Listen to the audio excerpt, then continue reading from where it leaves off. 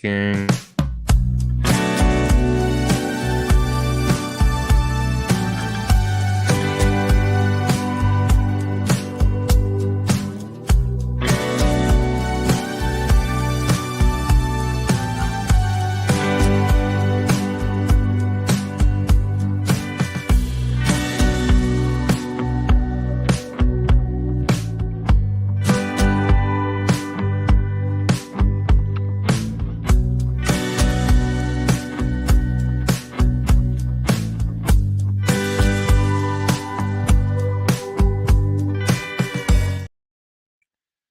Welcome back to another Conductor Thursday live stream. I am joined by Mr. Webba, and we're going to have Theme Park Wizard join us in a little bit. First of all, Mr. Webba, it's always great to have you on. I have to ask, how was your Christmas, sir? How was your New Year's? Well, Conductor, thank you so much for having me on. First and foremost, I really appreciate it. I'm looking forward to today's show. My Christmas was actually very good. Thank you so much. We opened presents. I took my family out to go watch Sonic 3, which was amazing, especially as a Sonic fan. And then the next day, I took my family to Legoland. We had fun. How was yours? It was a blast. I woke up Christmas morning. It's an annual tradition. I've always done it. I went over to my parents' place to open gifts, and then from there we went to our aunt's place, which we've been going to my aunt's place, God, for 15 years. She lives in Coto de Caza. If many of you don't know, it's in Mission Viejo out here in Southern California. It's where Kobe Bryant had a house and that rumored lake that he had in his backyard that he's at. So it's always a great time to spend with the family and whatnot. But and New Year's, we're going to get into New Year's because me and Mondo were hanging out at Universal, and I have some stories to tell about that. That's great. Oh, yeah. But before we get started, Mr. Webber, where can everyone find you on social media? Of course, absolutely. You can find me on Twitter or X, Mr. Webber at Webslinger760. I will be changing that handle very soon because my thread in Instagram is now, it's Mr. Webber, but it's at Cobweb91. You can also find me on Orange Grove 55. Absolutely. And you can find me on YouTube, Instagram, Bluesky at ThemeParkConductor. You can find me on X at ThemeConductor. You can always find me every Thursday at 7 p.m. like tonight on my Conductor Thursday live stream. And I always try to update the community if there's a schedule change, so that way you guys will never miss any Theme Park Conductor news. We already got people in the chat here, so let's go through them real quick. Dragon Blood, always you. He's already naming you. The Spider-Man is here. What's up, Dragon Blood? Justin is in the house. Great to see you, Justin. He said, I went to Eve at Universal for the first time and had a blast. Actually, it was my first time as well, so I had a blast, and Mondo was a great host on that because I had no idea what to do, so that was great to hang out with him. Dapper says, that's where my parents are from. Oh, very nice. Yeah, it's a very high-end scaled residential area. So one of the things I want to get into first, like I was saying during my introduction, was the Eve.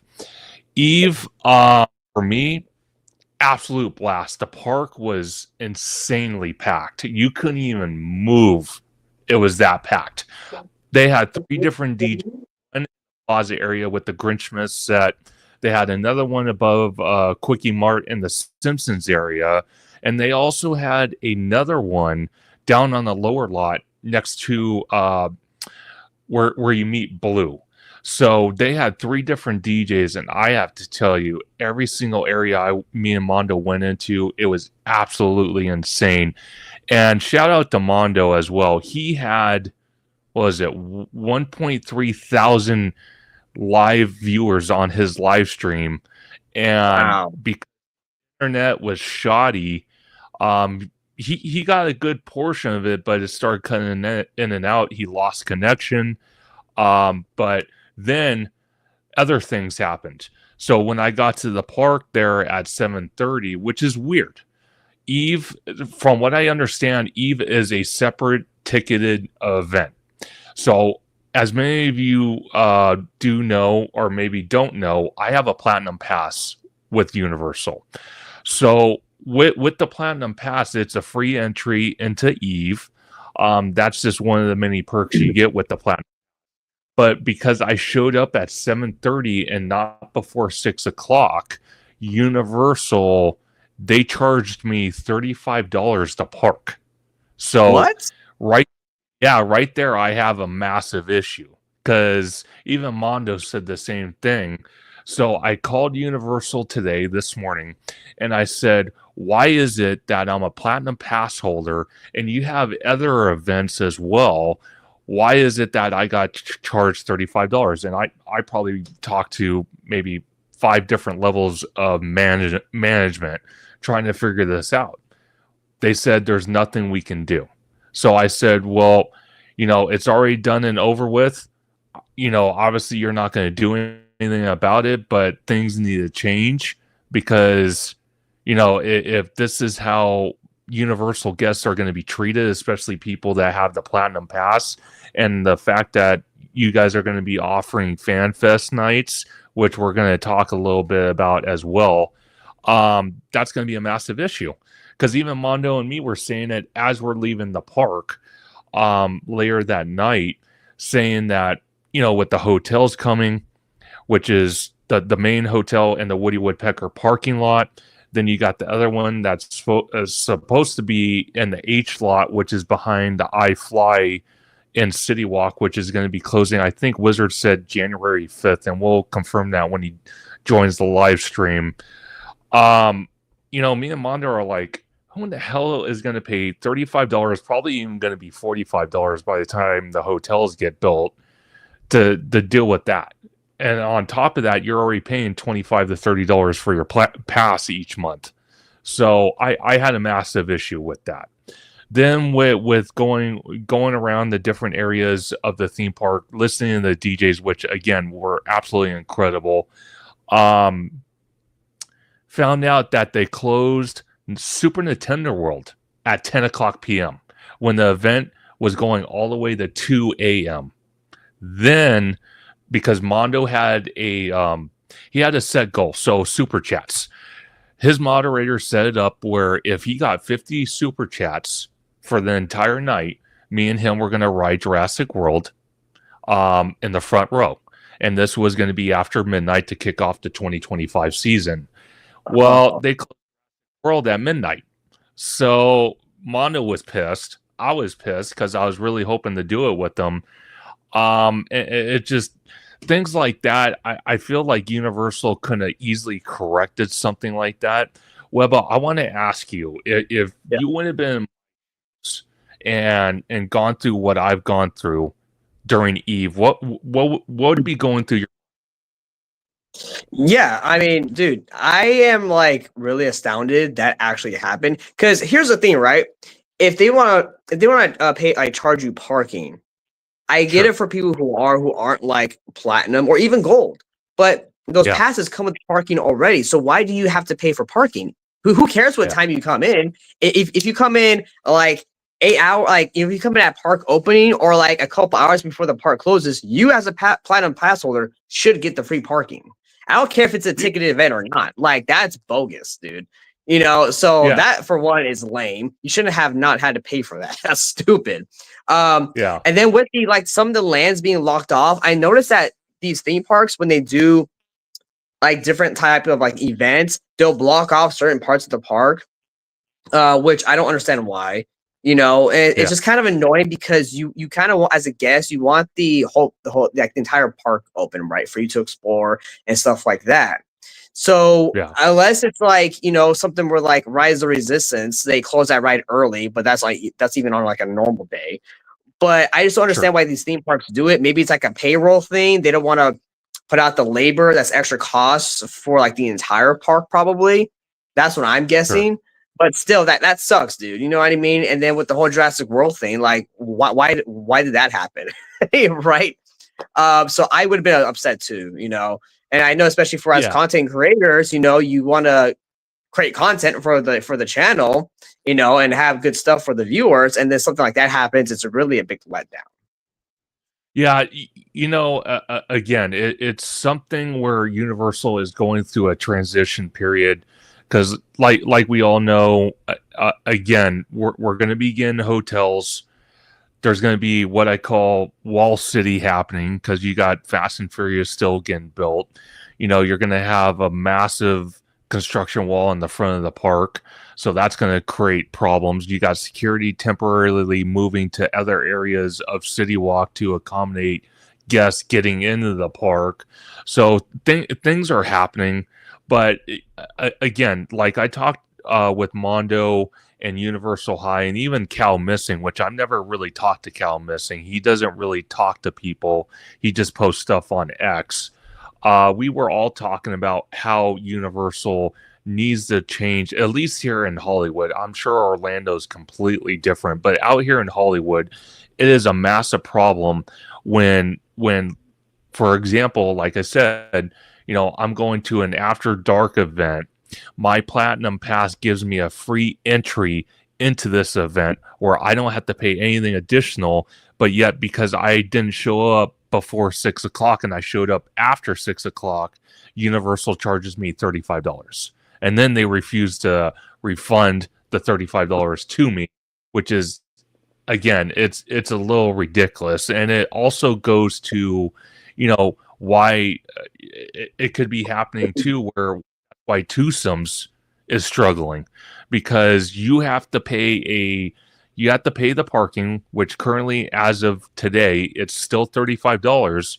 And then on top of that, if you want to go eat at Twosomes, you want to go eat at one of the restaurants, you're probably paying another $50-$60, maybe even $100 if you're a couple or you have your kids with you. So you're turning your night into a couple $100 night for maybe an hour or two, and you're not even in the theme park. Dude, so that's a problem. It is, and that right there is like, honestly, that's bad guest. That's bad guest experience. And yeah.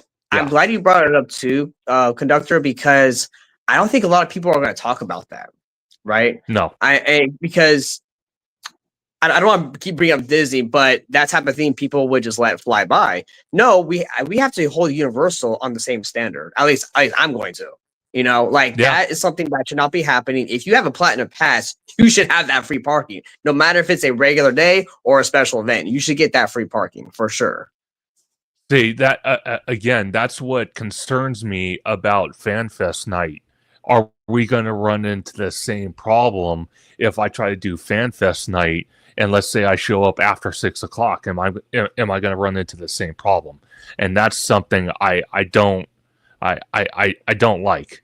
So no. who knows what they're going to change? But I want to answer some of the comments that are coming in. Justin, Universal is so packed during Eve. I even caught a fight on a stream in the plaza. Well, that's not good.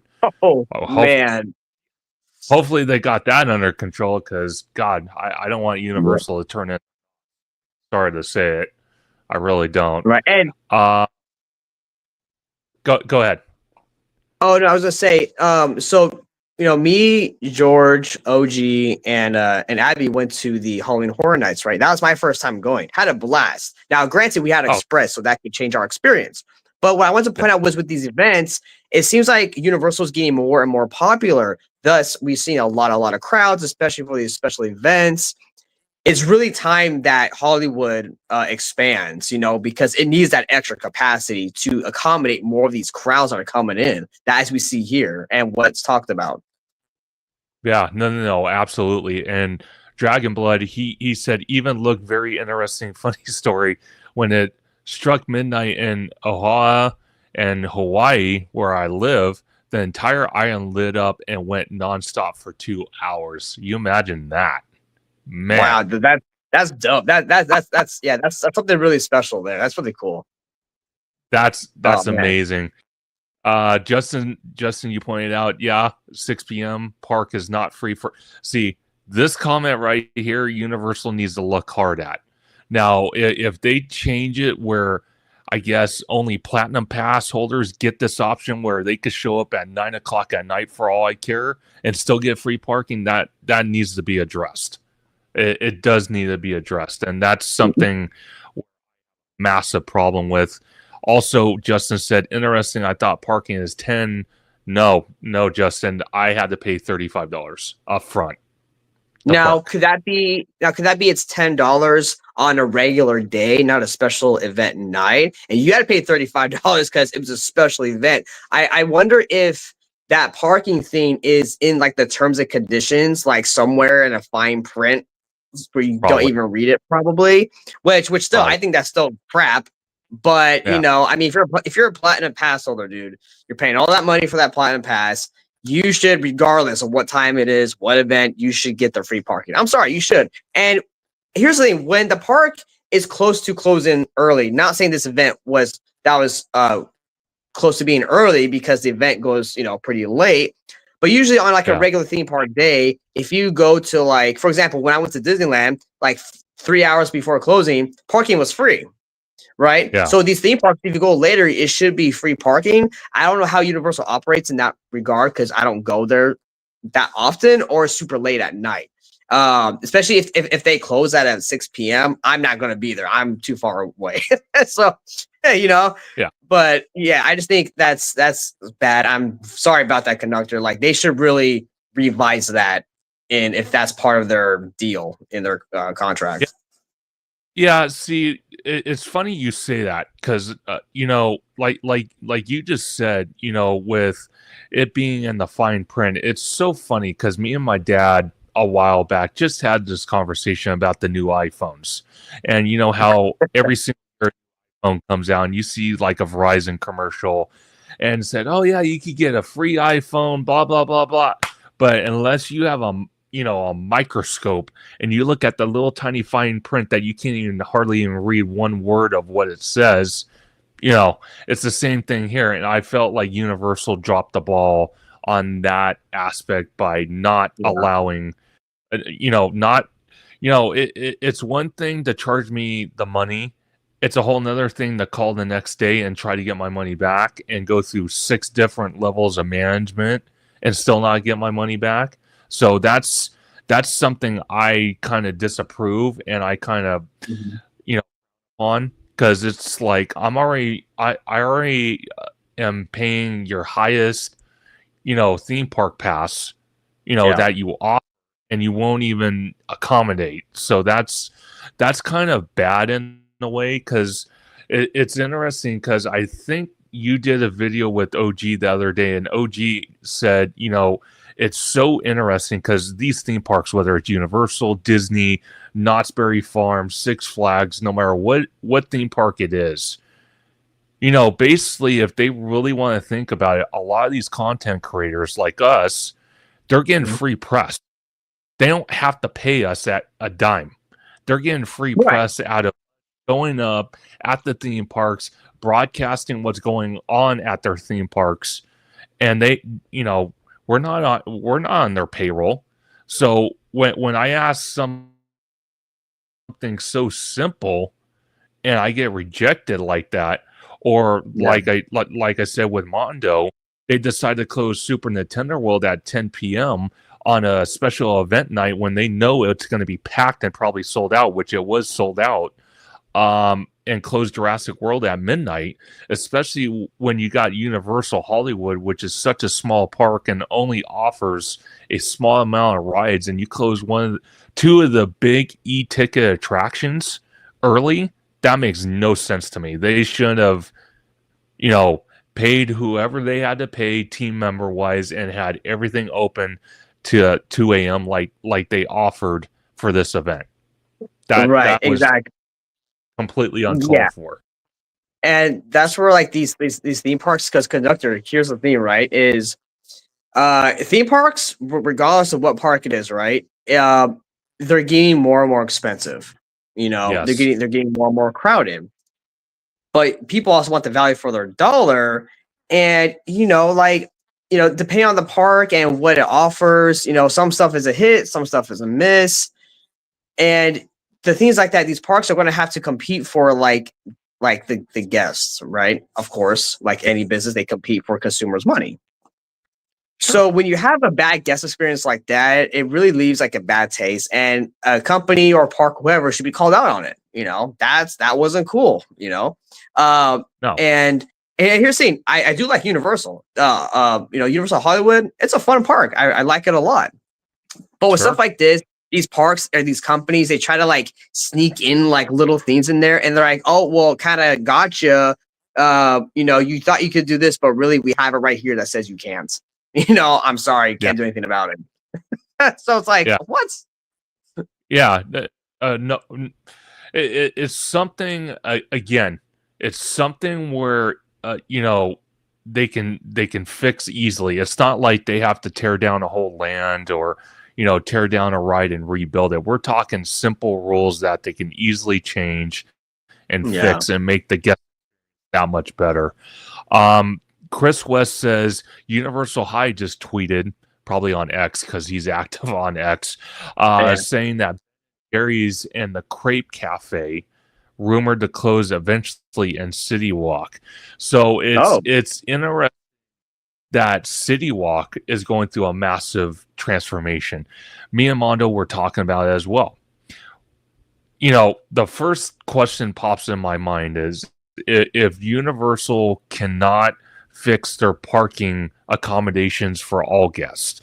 So, for example, like I said, if you want to go eat at City Walk, let's say you want to go eat at Twosomes, let's say you want to go eat at NBC Sports Grill, Anahito's, Margaritaville, etc., or even go see a movie at AMC.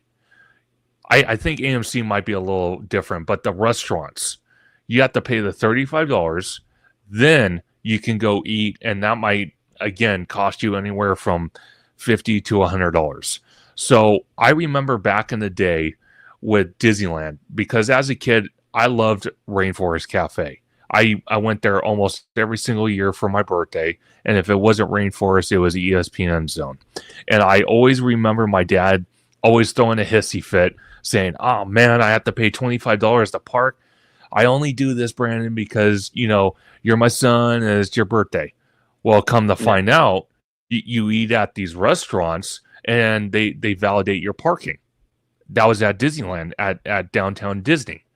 City Walk out here in Hollywood, I don't know about Orlando, but City Walk out here in Hollywood does not accommodate those conditions. So by doing that, you're already slapped with a parking fee right out of the gate. Then that's not including food. That's not including if you want to buy any merch or visit one of the two candy shops that's inside City Walk. So you're looking at a couple $100 night for something that should have not cost that much. So again, it's just a principle of tweaking the rules and etc. to accommodate the better guest experience. Because at the end of the day, these theme parks are trying to compete with one another. And if people like myself and other influencers that have a much higher fan base than I do currently are tweeting and saying that Universal ripped them off or did this or Disneyland did this, it puts a bad taste in a lot of people's mouths. And that is not what us as content creators like to do. We only like to report the positive stuff. But like you said, Mr. Webba, and like Orange Grove 55 has said, when these theme parks screw up, they need to be held accountable, regardless on how biased you might feel towards that theme park company. That's just reality. Yeah, exactly. And so back to the parking thing real quick. They need to do Yeah. something because let's say, for example, right? Let's say, for example, I just want to go to City Walk, let's say I live close or something, and I want to go to City Walk, right? Because there's shops and there's food, right? And there's a movie theater there, and I just want to go there and like hang out, right? Hang out, not go to the park, but just like go get some food, like a date night or something, go watch a movie, shop around, buy some merch or whatever, right? Yeah. Okay, cool.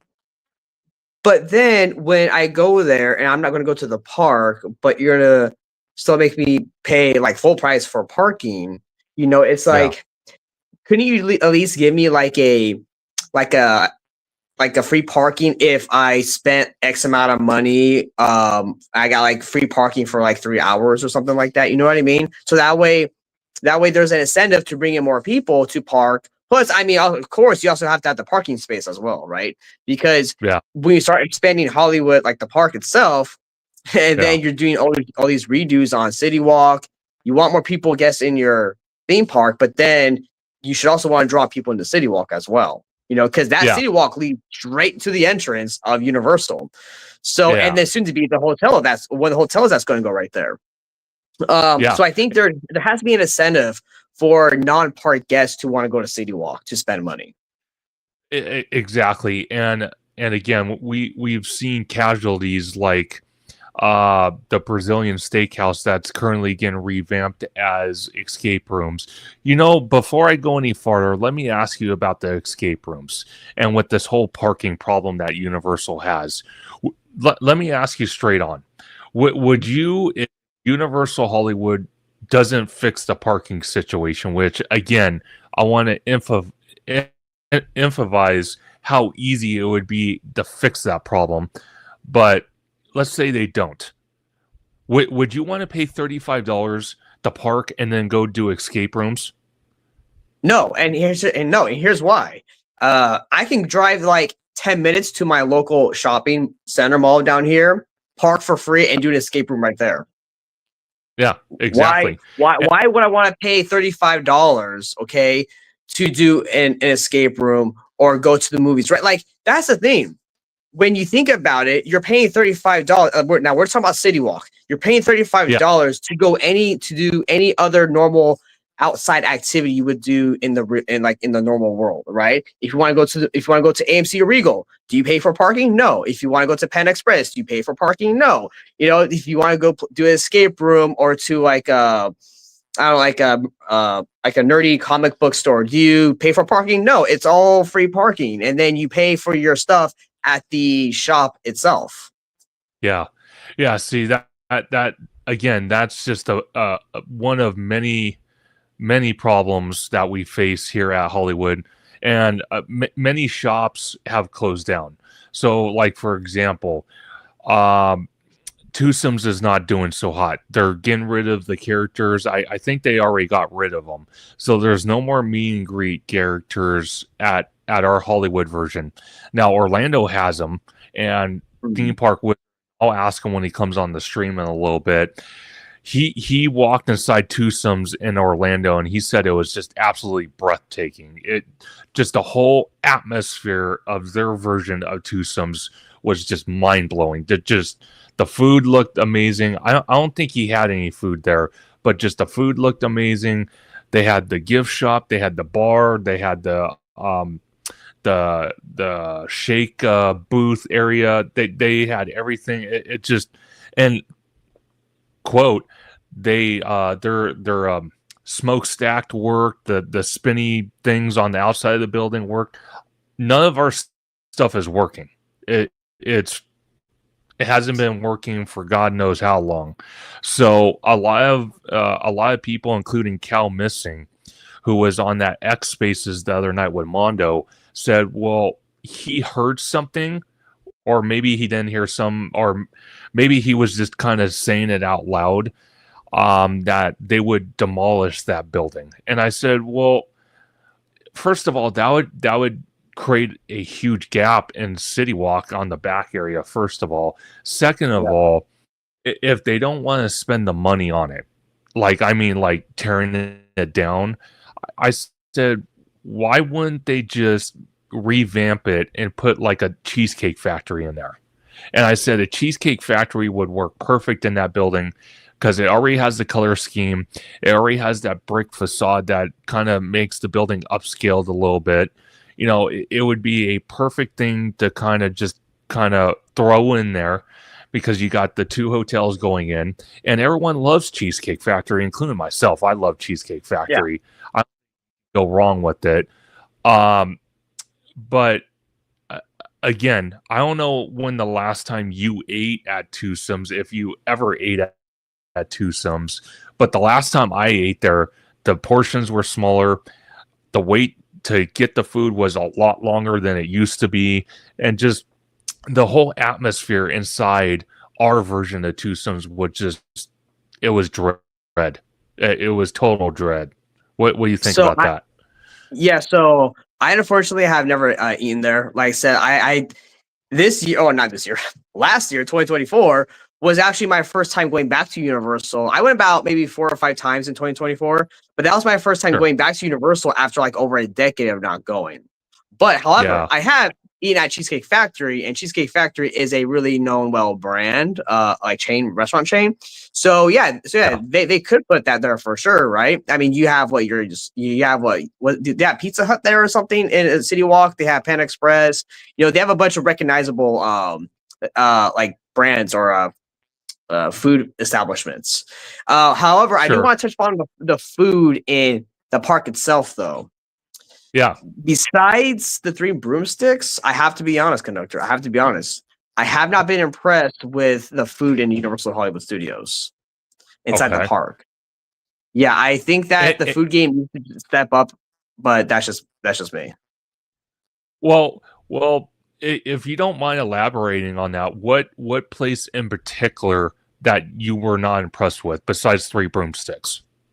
No. So the 3 broomsticks, I was impressed. That was really good. I liked it a lot. Yeah. But that's the only place I did like. Oh, The Simpsons chicken area, the chicken place. yeah.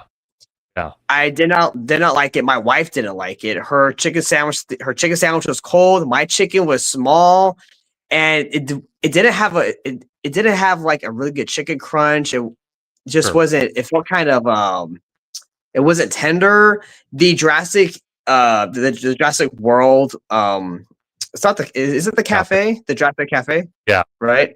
Yeah. Yeah. The food there, the burgers, like just don't look that good, dude. And so I know there's some other places I haven't tried. I did try. It was when I first met with Wizard, I think last year with OG, and it was that little Mexican restaurant on the corner in like in the French kind of going towards the French area, I think. Okay. I'm not really a taco person either, so it was just okay. So the food I haven't had at Universal besides 3 broomsticks, I haven't been that impressed with. So, and of course, too, for the price that you're paying for as well. Like when we bought that chicken, it wasn't cheap, dude. It was expensive, and as a silver pass holder, I don't get a discount either. Yeah. So yeah. See that's again another tweak problem they can take care of, because I know with the gold and platinum, I think it's 15% off food. So for silver, they could give you guys 10%, and I don't know why they don't. But my favorite place, and like you said, your favorite place too, is the 3 broomsticks. I always go in there and I always get the fish and chips. The fish and chips I'll get with cold butter beer. I'm set for lunch or dinner, whatever I'm at the time. I do like Toadstool, but there's really only 2 items I will really like pay for if they even have it, and that's another problem Toadstool has had since it's open. There are a lot of times where they don't have items on the menu, and it's like, wait a second, you're talking about a character dining restaurant, and you don't have the items on the menu. Like there's been times where I've gone in there and I wanted the Fireball Challenge, they don't have it, or they had I forgot that fancy little steak they have. I forgot the name of it. They didn't have that. And then there was another time it was cold outside, the mushroom soup. They didn't have that. I'm like, what in the heck do you? And they're like, oh, well, we have the salad right now. I'm like, do you even have the burger? They're all like, yeah, we have the chicken sandwich burger. I'm like, I don't want the chicken sandwich burger. Oh my God. So that's another problem they run into. So I don't I don't know exactly what the hell's but who in the hell knows what the hell's going on at Universal, whether it's City Walk with all the shops closed, or it's just, you know, some of the food quality at Universal. But I'm sure Disneyland shares that same problem as well. because I've gone in the Disneyland, eating at Riverbell Terrace looking for an item. Oh well, we just sold out of that, and I said, you, Oh my god. what the hell you mean you sold that? Come on. So Disneyland has their share of issues too when it comes to that. Yeah, for sure. I think the reason why I haven't had as many experiences with Disneyland is because of the simple fact that it's just a bigger park, so you're gonna have more food options available throughout the Yeah, park. Whereas, I mean, you know, take out City Walk, just talk about the park itself. sure. Disneyland's going to have more food options in general than Universal.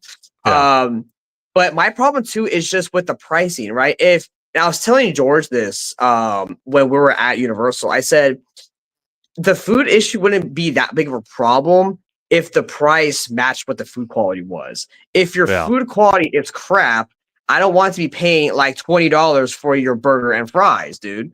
Like, like I get it. They can charge what they can because it's convenience, right? Most people aren't going to leave the park to go eat and come back. Some will, some bring their food, yes, but majority is convenience. Hey, we'll pay the money just to eat here.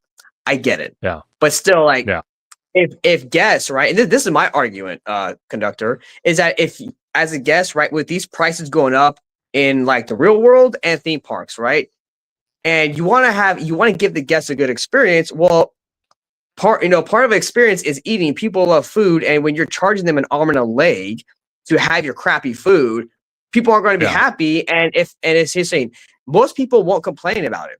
They just probably won't yeah, go back, you know. yeah, And so exactly. it just kind of irritates me that when they're charging so much for the food, but the quality isn't up to what they're charging it for. That's my problem. Yeah. See, and again, I don't know why Universal is doing this. I don't get it, because Cal Missing, again, great friend of the channel. He also said during that Twitter live spaces that Universal has about 9 to 10 million visitors a year, but yet the theme park has not expanded in over 2 decades. Like, Yeah. they've ripped down sound stages, but the footprint isn't really that much bigger than it was 20 years ago. So, with 2 on-site hotels coming, you would want to believe that they're going to be building more lands, but that also means more food options, more merch options. And the merch isn't bad at Universal. I'll give them credit for that. But when it comes towards food, like you said, the Disneyland Resort is so much bigger. So I can understand with the Disneyland Resort running out of food at different spots. I can understand that. I don't have a problem with that because they're a big theme park. But for Universal Hollywood, which is such a small, iconic theme park, to literally open the doors that morning and automatically say we don't have this item, that is completely unacceptable. Every Right. single should be available to theme park guests every single day. There is no exception. Why? Unless you have an army of 200 people walking into that restaurant saying that they want that item, and by the time the general public comes in, because a lot of people, including myself, do the early entry for Super Nintendo World, not only to go in the Super Nintendo World before it gets crazy busy, but to Yeah. capture up Furious Hollywood Drift project and other projects going around at the theme park. Um, that's just unacceptable for me. So I would really hope by Universal wanting to expand, they fix these problems. They fix the problems with the parking. They fix the problems with the food options. They fix the problem with and again, I'm going to bring up the article right now, and I'm going to get your views on it. The thumbprint scanner situation, that to me is one of the biggest problems I have, and many others, including Mondo and many other content creators, where we show our pass, whether it's a platinum, gold, silver, or just the general. I don't even know what you call the bottom tier one, but you show your pass, they scan it, and uh they still make you put your thumbprint on the scanner. And sometimes that thing can take a minute, 2 minutes, 3 minutes. Sometimes they could give an error message to the cast member, and you have to take your thing off, and they have to call a supervisor over, reset the damn thing, and then you're backing up the line. Why do you think that Universal is so in the dark ages? Because just recently, the Disneyland Resort is updating their system finally to the facial recognition system. Why is Universal Hollywood not doing it? So real quick, Conductor, before I answer that, can I go back to the food theme real quick? Sure, please. Okay. Well, first I just want to say, Conductor, thank you for everyone who joined, is watching, commenting. Awesome. Sure. So subscribe to this guy up here. So Conductor, you mentioned the hotel. That's the thing, dude, is that when they build that hotel, they have to offer better food options, dude. Because a hotel, right? If you have dining in there, that has to be good quality, way better. Like, because the hotel's gonna be expensive, dude. Like, so you better offer really good food in that hotel. I'm telling you right now, for one. Yeah. Oh man, dude. So now with the whole scanner situation, I will say, however, Disney does have universal beats in the security thing. That is like at Universal, so much better. I go there, dude, especially as someone who doesn't bring a lot of stuff. Put my stuff in the little bin, goes right through. I walk in, bam, done. I probably wait less than 10 minutes to go through. Disney, I'm sitting at security for like what seems like half an hour to 45 minutes because they're going through everybody's individual bag. I'm like, dude. So with the whole scanning system, my theory, and I could be wrong, but my theory is that I feel because Universal has always been a studio first and theme park second type of operation, they're now in the modern kind of competitive theme park market where especially Hollywood is now starting to amp up really the theme park aspect. They're playing catch up in regards to how theme parks operate, especially at a level and capacity such as Disney, right? Because here's the thing: you look at other theme parks, take Disney outside of the equation. Yes, I believe Universal is coming up, especially in the East Coast. But a lot of theme parks don't operate very efficiently. I've noticed from the rides, the food is not there's. It's okay to like not that great. It's expensive. So I think in the theme park aspect for Universal Hollywood, they're trying to turn that ship to be more theme park like, right? And I think with the whole scanning system and being the dark ages, I think that's why, because before they never, for a long time, they didn't have to operate as a theme park. That was secondary. Their primary thing was it's a Hollywood studio. So now that it's coming back to being a theme park, or they're turning it into more of a theme park, now they have to adjust to how high, a higher tier theme park operates. That's my leading theory, which is why there's probably so many issues, because they're trying to figure out like, how do we fix this? So that's, they have to go through these kind of like hard times, as if you will, and kind of struggle to get the ball rolling. Yeah. And see, again, when it comes to like, for example, with the Universal company in general, when they want to build something, they hire the correct people, and they hire that company to build that product, whether it's a land, a attraction, a show, restaurants, gift shops, doesn't matter. They hire the people and they get it done.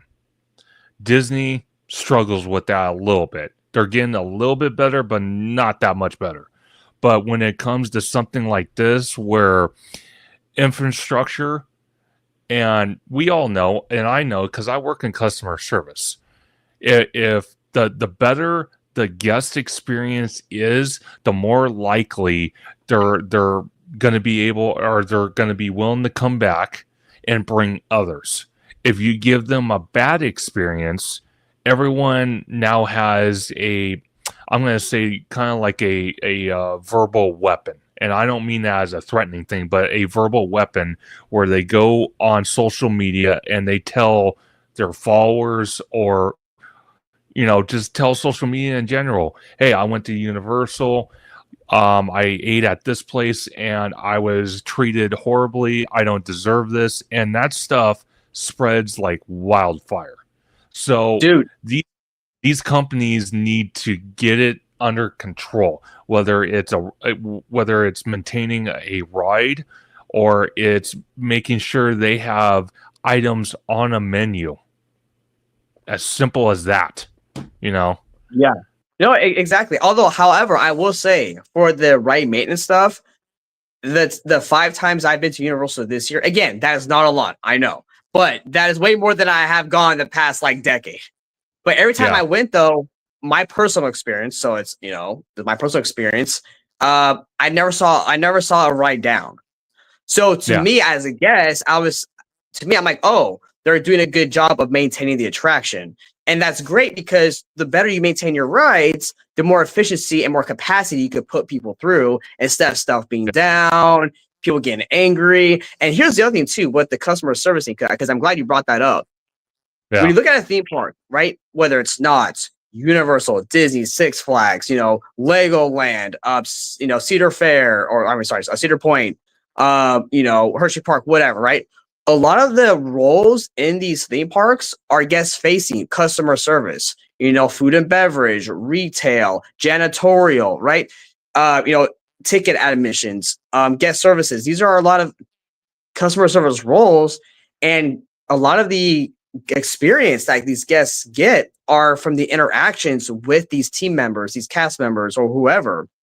yeah. And if it's not good, oh, dude, I mean, especially in the age of social media, man, like, Oh yeah, social media blasts things everywhere, dude. Now, granted, though, in my opinion, they don't do it fairly on the theme park aspect. yeah, This theme park doesn't get as much flack while the other one does, right? I believe that there are different tier standards that fans hold in regards to these theme parks. Now, in true. my opinion, these theme parks, whatever type of park it is, like let's say it's a Six Flags Magic Mountain, right?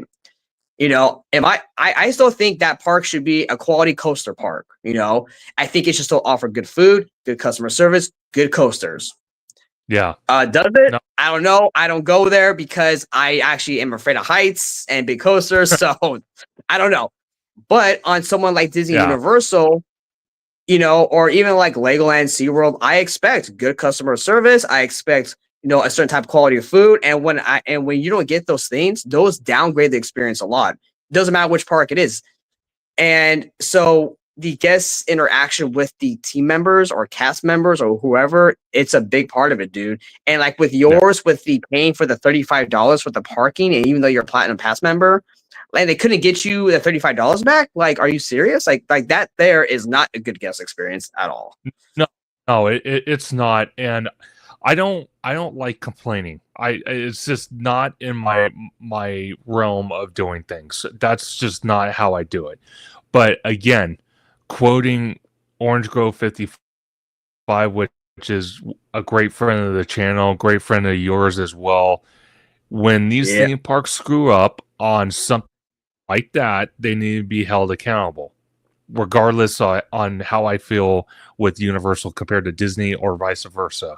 So Right. again, it was a set that they couldn't honor, they couldn't refund my money, and it's just, again, it's another element on what they need to change to make a better guest experience. And like Wheels 89 said, they she said all theme parks have imperfections, but True. sadly Yep. we, the guests, for it. And that is a bold statement, Yeah. and that is a correct.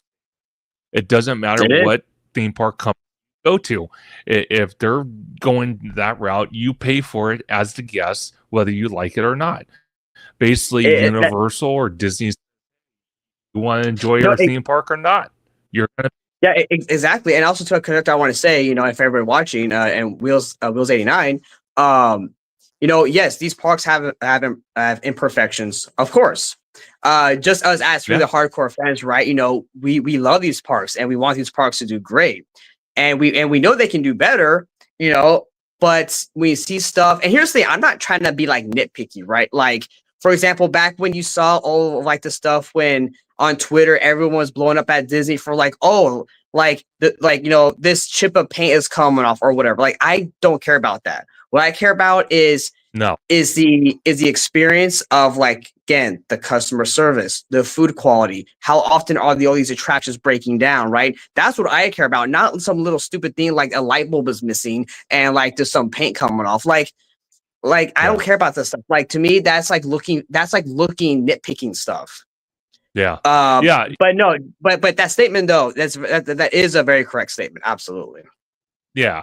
And again, not to rain on Disney at all, but like, again, with them and Universal and even Knott's, but mainly Universal and Disney, because Disney owns ABC, Universal owns NBC, and with all the recent drama in the last few years, when and I'm not going to dive too deep into this, but when Biden took office, there was a lot that was being said by these two companies, especially Disney, getting in an argument with Ron DeSantis. It's like, first of all, you are a theme park company, okay?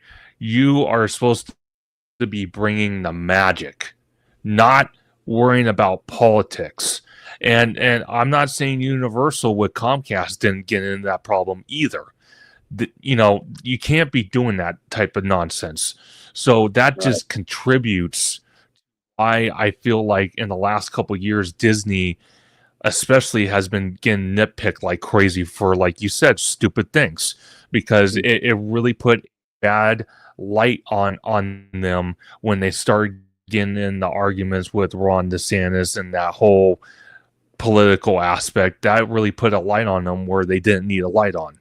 So, of course, Disney's going to get the stupidest things.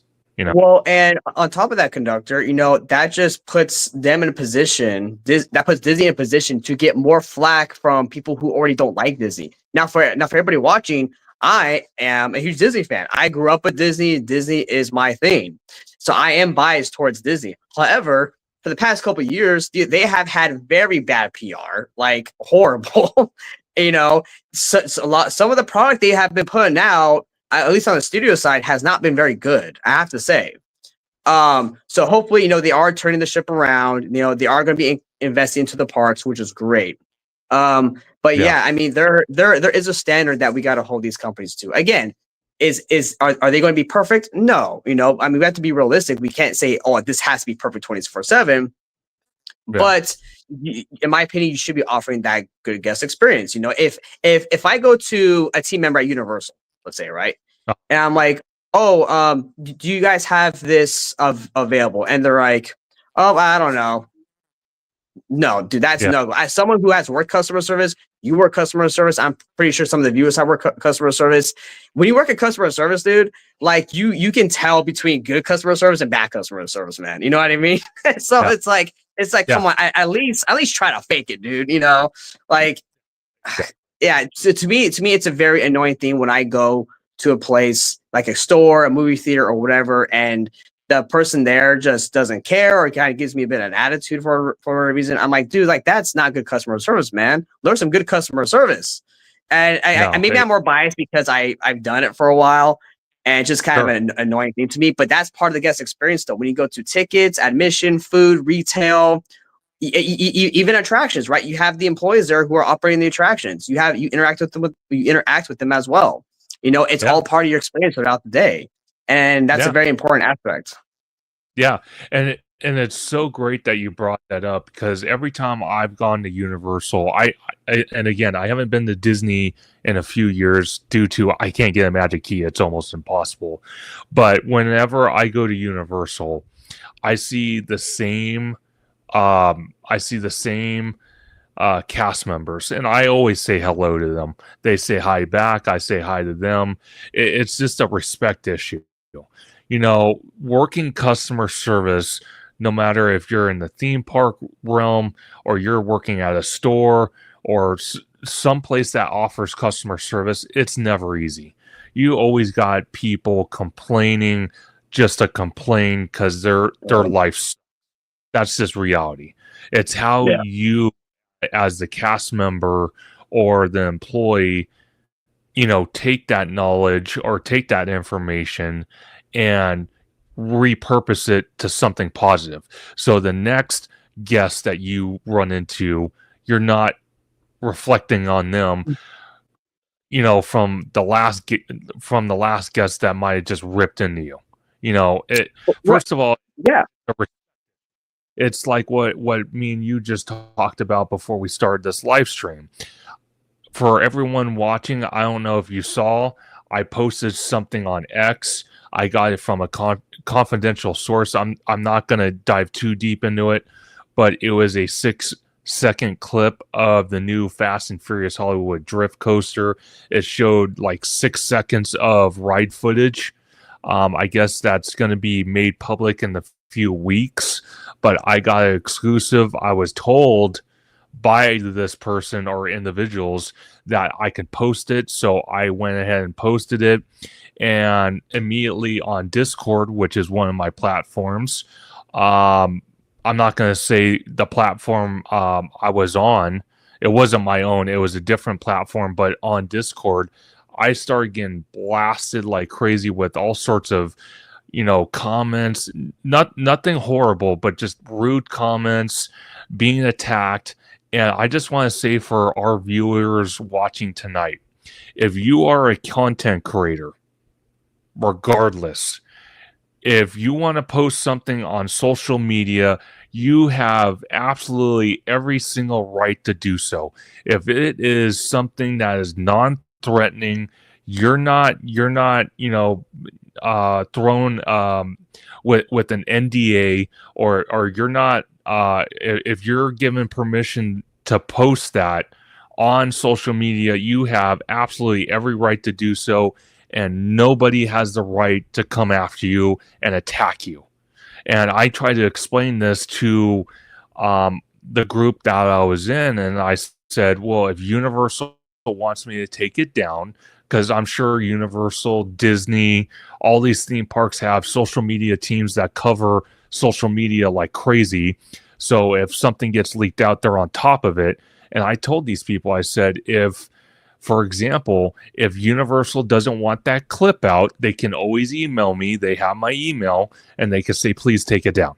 And I want to respect it, and I want to take it down.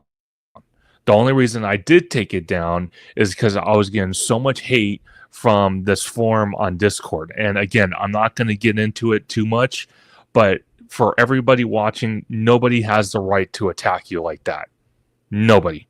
Everyone has the right to post stuff on social media, no matter what topic it might be. Now, again, I want to reiterate, if it's something threatening, don't post it. But if it's something rumored wise for the theme parks or something like that, nobody has the right to attack you. I don't care who you are. Nobody has that right. So I just want to get that out there for everybody watching, because Webba, you went through something like that with something you've posted in the past, and people started attacking you, and that's not right. And it needs to be so, and this is where I'm sorry to interrupt, but this is why I got off Twitter or X. It's not because I'm crying and scared. It's just that I just don't want to deal with it. I came to Twitter originally to have discussions with in the fandom, right? In the fandom of theme parks and these companies that I enjoy. Yeah. And instead, it was always these long arguments back and forth. And I'm like, okay, no, if we want to debate or have a discussion, I am okay doing it either in person or something like this where we can talk about it. If we disagree, that's okay.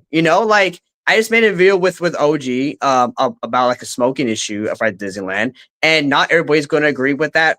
Agree with my stance on it, and that's okay. But I'd rather have this discussion like how me and you are doing, and with the people in the chat, than be on Twitter writing 5 walls of paragraphs going back with somebody. Like I have better things to do with my time than do that, honestly. Now the good thing about Twitter was, being able to connect with everybody. But now I'm more on Instagram. I just kind of share the stuff I like, some theme park stuff, share stories, just that type of stuff. And it's very more relaxing. But that's why, for example, like with you, Conductor, or like Universal High, I don't see that much anymore because I'm not really on Twitter that much. Yeah. And again, I want to reiterate, it wasn't on Twitter I was getting attacked. If anything, Twitter, I was getting views like crazy, which was amazing for the channel. Because the more views you get, whether it's on YouTube or your social media platforms, it just makes it better for us content creators to bring better content to our viewers. This was on Discord, and I don't know what the legal ramifications are on Discord.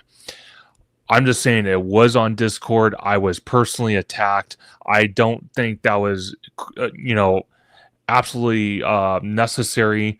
I apologized to all these people, and even after apologizing to these people, that I put out the video, and this wasn't even on YouTube. This was only on my social media platforms. I put this 6-second video clip that I got from a confidential source from Universal.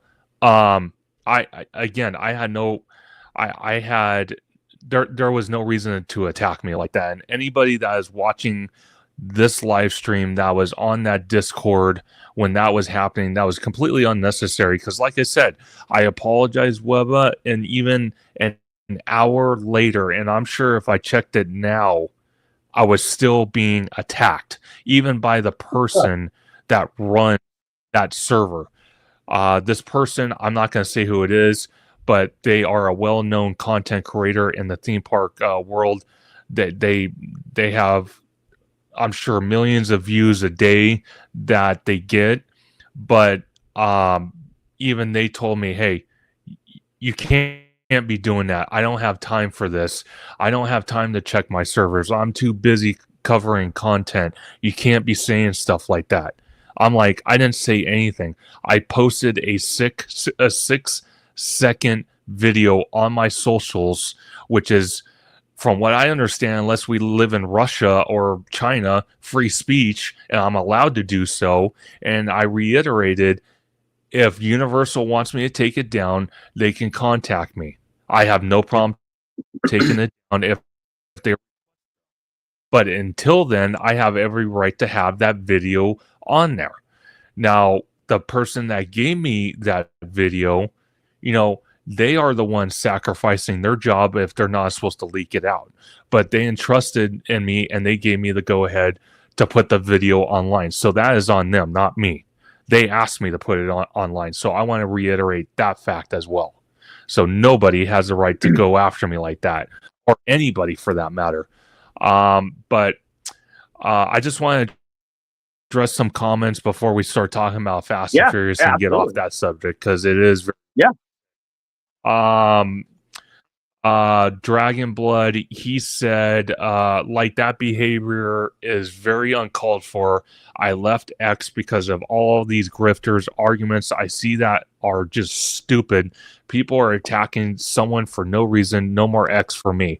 Well, again, I just want to reiterate, this was on Discord, but I'm sure X has that problem as well. I haven't run into that problem on X. I'm sure I'm going to with it at some point.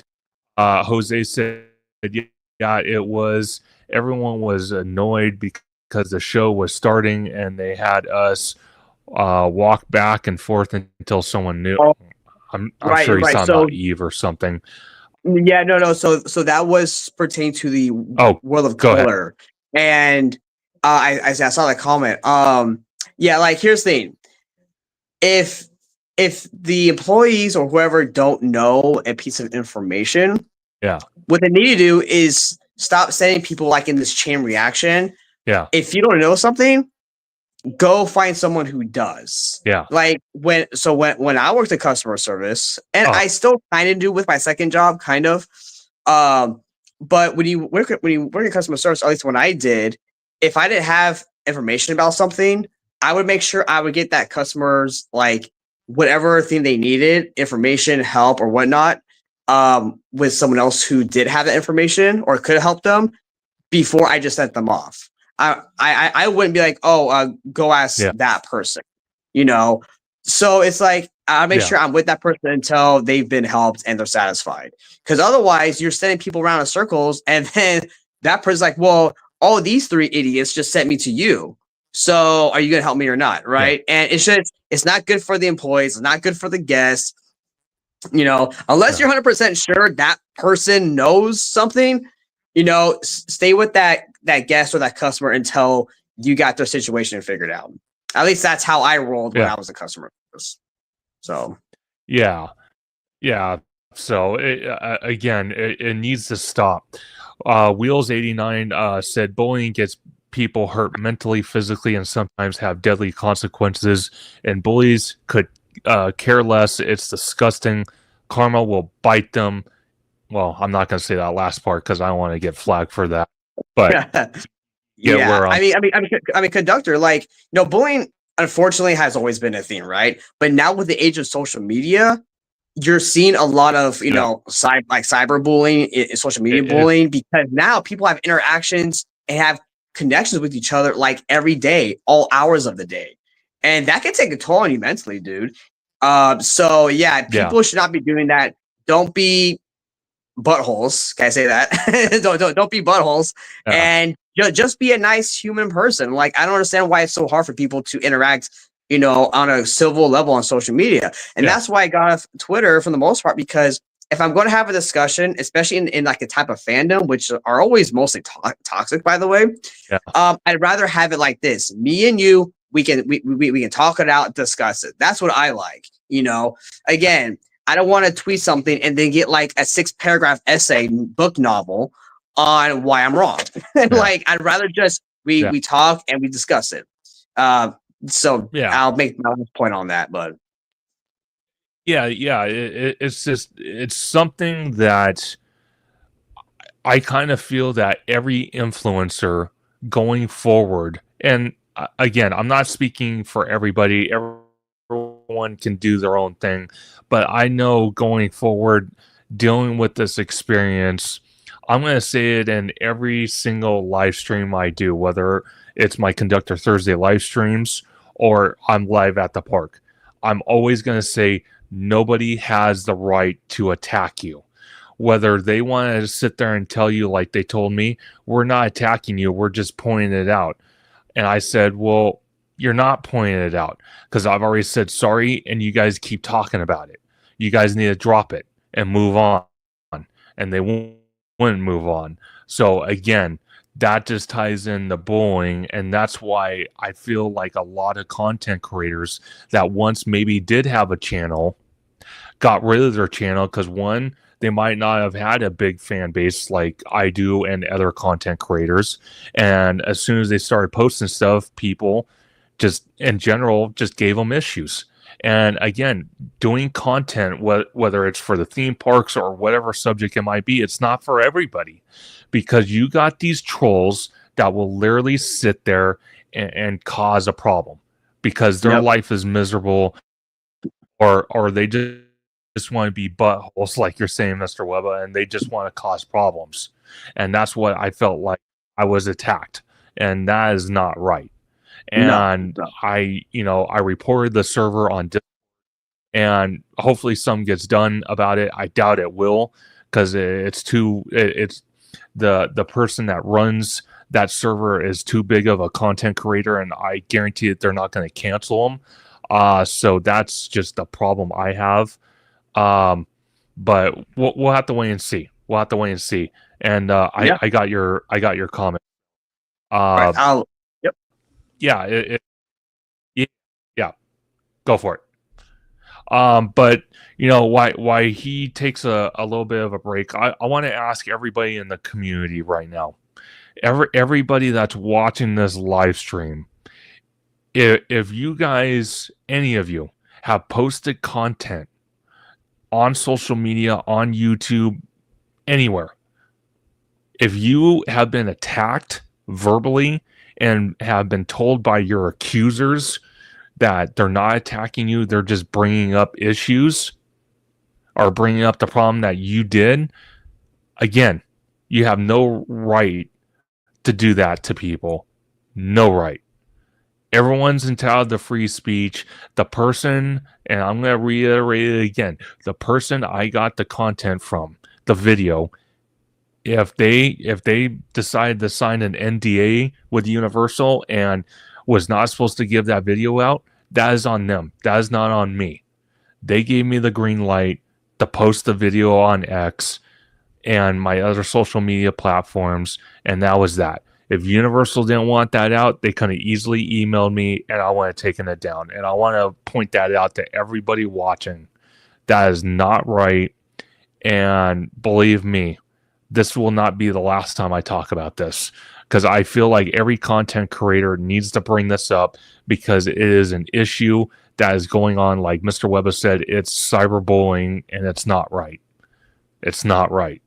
And I'm going to just point that out. I don't care if people disagree with me or don't disagree with me. It's not right.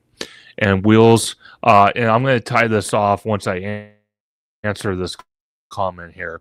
But Wheels89 said, sadly, some team members bullying guests behind the stages or so, even other, and then the bullies report guests and team members. They get to stay in positions while honest ones get removed. Yeah, that's not right. That's not right. Dragonblood, you said I had that issue a long time ago on Discord. They used to be a longtime friend of mine, but the majority of them turned on my back because of something I did that was no harm. It took a major toll. Yeah, and again, it as a content creator, it kills anybody that is starting a new channel and wants to have fun with their channel, and you got these trolls that will literally come in here and try to cancel you, and that's not right. That is not right. No. And what sorry, real quick. And what's annoying to me, right, is that I bet you a lot of the like mean stuff people say online. Actually, I think we were just talking about it. These people wouldn't say it to your face. You know why? Because they would get a fist to their face. That's why. So if you wouldn't say it to someone's face, do not say it online. Like, again, I don't know why it's so hard for people to be a decent human being, even online. Yeah, people don't know who you are, like in the comments, but so what? Still be respectful. I don't know why these people lose sense of that when they're commenting. I just don't understand it. But anyways, sad situation. But I want to ask you, since I have this picture up, and this is courtesy of Theme Park Obsession, another friend of the channel. They are starting they've been doing work on the show building for Fast and Furious Hollywood Drift, as you can see here with the brick facade. What do you think about this brick for the Fast and Furious? What do you think about it? Do you like it? Not like it? What do you think about it? Oh, I think you froze, Webba. Hold on. Yep, I think you froze. Hold on. Give me a second, guys. I think he froze on us. There we go. Am I back? Now you're back. Sorry, you're back. That was weird. Yeah, you're back. Sorry. No. That's so weird. I was just asking the brick facade that you kind of see through the scaffolding. What do you think on what it looks like Fast and Furious? Do you think it was a good color scheme? What do you think about that? I mean, I guess it's fine. But that's the thing, is that it depends on what the purpose of the building is supposed to be, right? Like, is it supposed to be like a kind of like an auto, like Fast and the Furious auto shop that we're looking at here? That's like a multi-level garage. Yeah, that's that. I kind of feel that's what we're looking at. Okay, then I think it's fine. I mean, because here's the thing: like, majority of the ride's going to be outdoor anyway, right? I mean, yes, the building there, when you're there, you see how big that thing's going to be. Yeah, it's going to be right there. If they at least make it look presentable and it kind of blends in with the park, I guess you could say. I don't know. It doesn't bother me. It's a color. Like, you know, if it matches the aesthetic of what's from the movie, such as like a mechanic's garage or something, that's fine. You're keeping in theme with the franchise. Now, I'll tell you this: if this was like painted like a blue or like a yellow or red or some really like a solid color, I don't think that would look very well because when you're there at the park, you walk into Hollywood, you know, to Universal, and then you look left, right? Because here's Harry Potter, and then you look left, and you're like, whoa, that's that big building right there. If it's like one solid color, like blue, red, or yellow, or green, it's gonna look weird, dude. I think this kind of brownish color is going to look a lot better. It's going to blend in better with the environment. Yeah, and you know, looking again, looking at the exterior, the brickwork, I kind of feel like Universal is doing a great job on using this kind of red brick theme to it. Only reason being is because we all know the Southern California, the sun beats down on everything, and it bleaches a lot of buildings and a lot of stuff. You know, I kind of feel by them going dark on this that they won't have to worry about so much of the brick bleaching out. So I kind of feel like they went on this and they didn't cheap out and they didn't, you know, pick something that's a bright yellow like Super Nintendo World, for example. Putting that on the probably was not the greatest idea. No, well, you like know, I was saying, it's saying like the theming of what this attraction has to match the IP of the franchise, right? You know, I think of Fast and the Furious. I don't think of like greens and yellows and purples, right? I think of like black, you know, some gray, some brown, you know, stuff that matches more like technical machinery and stuff like that in a garage. That's what I think of Fast and the Furious. Again, not that bright, the kind of brighter colors. And again, like you said, the paint issue, right? It gets very hot, it can dry it out, it can peel off, you know. So I think with the kind of like the brown brickwork, it's going to look really good. Yeah. And then just to shout out, we got Mr. Orange Go 55 in the house. Always good to see you. OG 55. But you know, it makes me wonder too, by them building this roller coaster that's themed to the Fast and Furious, what we can see with the Fast and Furious portion of the studio tour. More than likely, that's going to be ripped out because I can't imagine they would want two attractions of Fast and Furious. What do you think about that? Oh, dude, I'm telling you right now, Conductor. I hope they should take it out, first of all, because one, I personally wouldn't want a Fast and Furious section in the tram and then a Fast and the Furious like ride. So the second thing is, dude, the tram part, the Fast and Furious tram section, it just sucks. Okay, I'll be honest. If you like it, I don't need to be mean, but I don't like it. It's corny. Like the screen stuff just looks really bad. Dom looks ridiculous when he's hanging off the helicopter. He's like, blah, blah, blah. You know, it looks weird, dude. I'm like, what the heck? I don't like it. It's dumb. I mean, it's like a fun, dumb, like segment, but it's ridiculous. Get rid of it. It looks awful. No, this ride is going to be a lot better. And I would love to see like a different or a new IP thrown into that last soundstage. So absolutely get rid of that Fast and Furious section. It's awful. Yeah.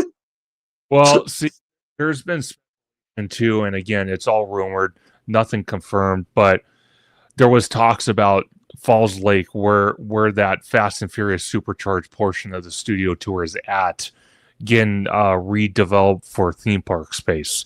And the growing thing was it was supposed to, at one point, and it's been talked over time and time again about being a Harry Potter expansion.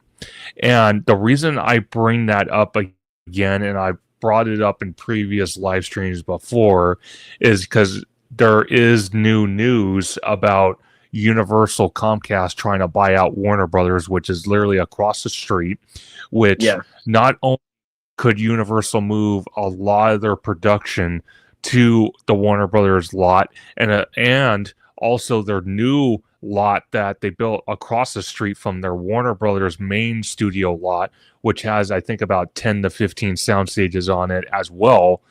That could free up a lot of room at Universal for more theme park expansion, but also it grants Universal to bring a Warner Brother IPs to the Universal Park. So that could help. Now, I don't know per se if that happens, if that's only going to be segregated for the Hollywood Park that will be allowed to bring Warner Brother properties, because I do know like Universal pays licensing for Harry Potter. But if they own Warner Brothers, they wouldn't have to worry about that. I know there was talks about trying to bring it, as a Halloween Horror Nights house for HHN, but they're having licensing issues with that. And if they own Warner Brothers, they can bring that. They could bring The Conjuring. They can. There's a Pandora's box of so many IPs they can bring to the Universal Park. What do you think about that? Do you think even, and again, I don't mean to tie politics into this, but do you think with the new administration coming in less than 20 days that they will allow Universal, which is a conglomerate, to buy out another conglomerate? What do you think about that? So I like to just say that, I've talked to, OG55, big shout out to him, 55, and George the Italiano about Universal and their IPs, right? Sure. And the IPs in the park is a lot of stuff, they, like I said, they use like the license for it, right? Well, if Universal had bought Warner Brothers, or Comcast bought Warner Brothers, they could use like the Looney Tunes, Animaniacs, and the Iron Giants, and then Harry Potter would be theirs. There would be theirs. Now, here's the thing though, is that kind of like a double-edged sword though? Because when you look at, like the Wizarding World of Harry Potter, Comcast Universal, they don't own that franchise, and it was done very well under the supervision and direction of J.K. Rowling, right? My kind of slight fear is that if they owned some of these properties, if they would just kind of, halfway do them, because it's like, oh well, we own it, we can do whatever we want, and not really value and respect that property per se. You know what I mean? Well, so I'm kind of worried about that. There's another property actually, Conductor, that here's the thing. Even though I would love to see a Wizarding World expansion, I just watched Wicked, not just watched, but I watched Wicked in December. Now here's the thing. We've all seen the Wizard of Oz movie, right? The classic one. And I grew up watching. It's like, it's okay. You know what I mean? But I'm not a guy who is into musicals. Now, here's the thing. I went and watched The Wicked. Yeah. That was probably that and Sonic 3 were my two favorite movies of the year. Oh, and Wicked, Wicked, like the performances, the music, and just they showed more of like Oz and in Emerald City. Dude, that made me way more interested in seeing like a Oz themed like land or something with some attractions, because very much like Harry Potter, it was very fantastical. And I was like, wow, this is actually really cool. This is depicted in a really cool way. And they came from Universal, or produced by Universal or what have you. So I was like, damn, this is awesome. I would love to actually see a land of this, or some type of attraction of this Oz world, or like the Land of Oz, because the way they made it looked awesome, dude. I was like, I could get into this actually. So if they ever reboot some of those sound stages and got room, I would love to see like an Oz area actually. It's so funny you mention that, because I would love nothing more to see that. My thing is, and I'm going to kind of jump off the rails for a second. with what's going on in Universal Orlando, right? With Hollywood Rip Ride Rocket getting removed, I think they said in September of this year, it's going to be closing permanently. And there were growing rumors at one point, and they're still flowing around there, that they are going to get a East Coast version of Fast and Furious Hollywood Drift. And I pointed out on Twitter Spaces, on Mondo's Twitter Spaces, I even talked to him the other night at Eve, and I said, why is it that Orlando, which is 100 times bigger than what Hollywood is, why is it that they feel that they need to copy us when, Fast and Furious Hollywood Drift out here in Hollywood should stay a exclusive? It shouldn't be a multi-park IP. It should stay in one park and that's it. Why is it that Orlando, a tourist destination park resort, is even considering putting Fast and Furious in the Hollywood Rip Ride Rocket footprint? Now, I like the idea of someone floated around. I think it might have been on OG 55 show with you on there. I could be wrong.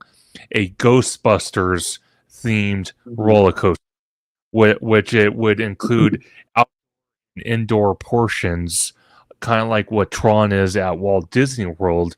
I could see something like that. But to sit there and have almost a carbon copy of what Hollywood is getting and put that in Orlando and the Hollywood Rip Ride Rocket footprint, I think is a great mistake.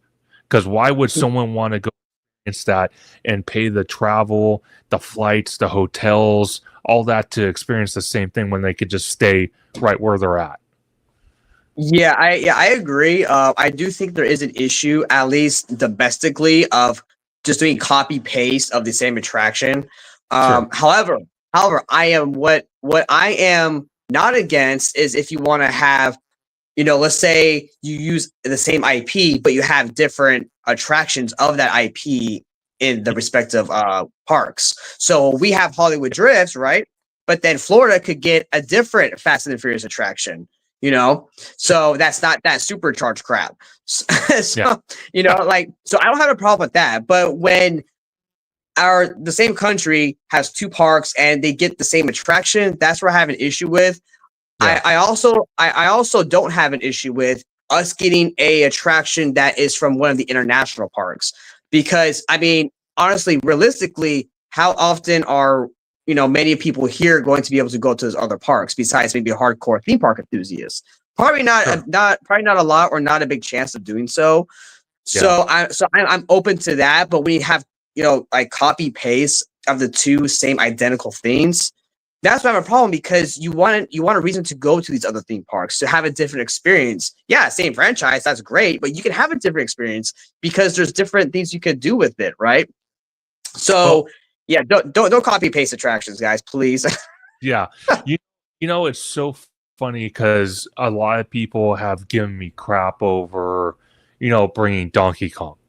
And I said, well, hear me out. With Donkey Kong or even a Diagon Alley, if you built that at Hollywood, there is so many ways you can customize it and make it unique to Hollywood. Like, for example, with Donkey Kong, I told Mondo the other night, I said, what you could do is either you could build the roller coaster, just make a bigger footprint, which they can easily do, and make it a lot faster with a lot more theming than what the Japan version has, because it's lacking theming, I think.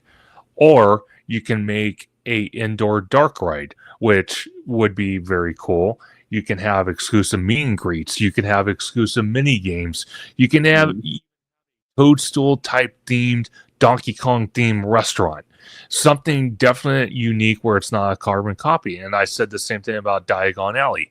If you build Diagon Alley at Hollywood, instead of having, let's say, for example, the Green Gods roller coaster, right? You could still build the Green Gods bank. You could still have the dragon on top breathing fire. But when you the bank, it could be almost like a Ollivander One experience, but you're dealing with goblins. You're opening a wizard bank account. You're interacting with the goblins. You're something like that. I said just because Hollywood wanted to bring a version of these IPs and a copy of these lands to Hollywood does not mean it has to be a carbon copy. There are ways to customize it and make it exclusively unique to Hollywood. And I Right. feel that with theme parks, and this goes with Disney and Universal, they're both guilty of it. When they build a land or an attraction, for them in dollar cents, it makes sense to them to carbon copy and paste into another park because they might get a better deal with the manufacturer on the Right. component, the ride vehicles, the track, all these different things that come with the attraction. Or so it's easier for them to say, I could spend 3/4 of the money and get two of the same thing and put it in two different parks, but it's the exact same thing. You know what I mean? Right. Because you're getting a bundle deal basically, right? Oh, you buy for two, we'll give you a discounted price or something like that, right? Yeah. But So, what's this comment? so Dragon Blood said even Jurassic, you could still have a Jurassic World e-ticket alongside the boat ride, but a different story and plot. Okay, so that one I think is that Jurassic World ride. Is it Singapore? Is that where it's at? The one where it's like that dark ride and like you're going around the T-Rex. Okay, if we had that here, I would not have a problem because it's international, and then you can have that like let's say they put that where the Mummy is currently. You have the water ride, then you have that because like I said on the previous video on I think with you OG and Universal High and Ethan, that I don't go on that ride because I like it, but the same reason why I don't go on Splash Mountain or Tiana's is because I don't want to get wet. Like that's my thing. Like I don't want to be drenched in water all day. So if I had a Jurassic or like a dinosaur ride, a Jurassic World ride, where I can be like, oh, this is so cool. I'm going through an adventure and like being chased by dinosaurs and stuff, without having to worry about, having soaky, soggy socks all day and my underwear bunched up my butt, right? Like I don't have to deal with that. So if we can get that, that'd be dope. I'd be all for that. Super cool. And that's what I want to ask you, Theme Park Conductor, is because I know we talked about this last time with Ethan, is should that lower lot area be should it have a more consistent like theme? Because we have the Jurassic World ride, right? We have the cafe. Should we then extend and have like another Jurassic World attraction possibly, or like a show or something to have a more cohesive theming than a bunch of like stage like kind of buildings like placed everywhere with individual IPs? Well, to be honest with you, I personally think yes. I think that a Jurassic World version of the Beijing attraction coming to Hollywood, that Mummy footprint would make perfect sense because they've been talking about it for years, even with Transformers, getting rid of that and replacing it either with expansion of Nintendo or something completely different, where it could be Dark Universe or a version of Dark Universe, or it could be Pokemon. It could be, the possibilities are just endless what it could be. But getting rid of Transformers has been talked about numerous of times. The Mummy has been talked about numerous of times. Obviously, The Simpsons is going away. And Disney just put out a survey not like a week or two ago, asking park guests if they would like to see an attraction or the characters as a meet and greet in their Disney parks. So The Simpsons is on its way out for the Universal parks. So again, I think on that lower lot, having the Mummy, the one attraction with basically a little snack stand, and then having Transformers with a little meet and greet area, and not even a Transformers vault anymore. They replaced it with Production Central, so they don't even have a gift shop for Transformers anymore. They have a couple little Transformers merchandise in that gift shop, but mainly it got replaced by Production Central, which was on the upper lot, where now the Fast and Furious Hollywood Drift coaster is getting built. It would make perfect sense to me to put a Jurassic World attraction in that Mummy footprint. I don't see why they wouldn't. Now, on the respects to the little kid play area that's behind Super Nintendo World or on the side of it, I don't feel that that should stay there much longer. Because the reason I say that is if they do decide to rip out the sound stages behind Super Nintendo World and make that another Nintendo property, no matter what it is, I kind of feel like that Jurassic Play area, even though it is meant for little kids, is in the way of that. Yeah, well, if they extend though into the sound stages behind Super Nintendo World, wouldn't that block off the tram route when it coming down the hill? Well, okay, so this is a topic I wanted to bring up real quick, actually, because I don't know the last time you were at Universal, Webba, but currently right now they are ripping the hillside apart behind the Mummy Show building. And Ethan pointed it out probably about 6 months ago to a year ago that he read somewhere, I don't know if it was permit related or he got information from a source saying that the studio tour where it sits currently is going to be relocated. And going to be relocated to is that hillside that's behind Mummy. And if you look at it today, it's like you're looking on the screen now for Fast and Furious with the dirt. It's all the trees and bushes are pretty much gone, and they're flattening the hillside out. And by March, phase 1 of that project's supposed to be done, and it's supposed to have a massive retaining wall, and they're carving, I think, 100 feet into that hillside. Then phase 2 is building, supposedly not confirmed yet, the studio tour in that section. And if they build it there, which more likely they are going to build it there, that road, which is I forgot what they call it, the name for it, I'm going to call it the picture road, where you have all the picture posters of all the movies Universal has. Yeah. That road is no longer going to be accessible for the tram, because with the Fast and Furious Hollywood Drift Coaster going on, it becomes a safety issue. So they're no longer going to use that route, from what I'm hearing. That's why the studio tour is going to be relocated to that hillside behind the Mummy, is what So I wonder then where the fire station is going to be relocated, because remember you have that fire station like in the middle of like that hill going down. So if they can't go down that way, like are they going to stay there and just go up, or are they, I kind of feel somehow they're gonna. I don't know if it would be cheaper for them to burrow underneath the road and make a underground bridge that would lead to whatever Nintendo property or whatever expansion they put in those soundstage areas, or they build a bridge going up and over the road, which is more than likely they're going to do, and keep that road accessible for studio vehicles, for the fire department, and for emergency vehicles, obviously. I think that's what they're going to do, and build a bridge going over. That's from what I'm hearing. That's what Wizard has pointed out. So it's really, it's up in the air what they're going to do. But more than likely, it's almost a guaranteed fact, not by Universal, but just what it seems like the studio tour is going to be relocated.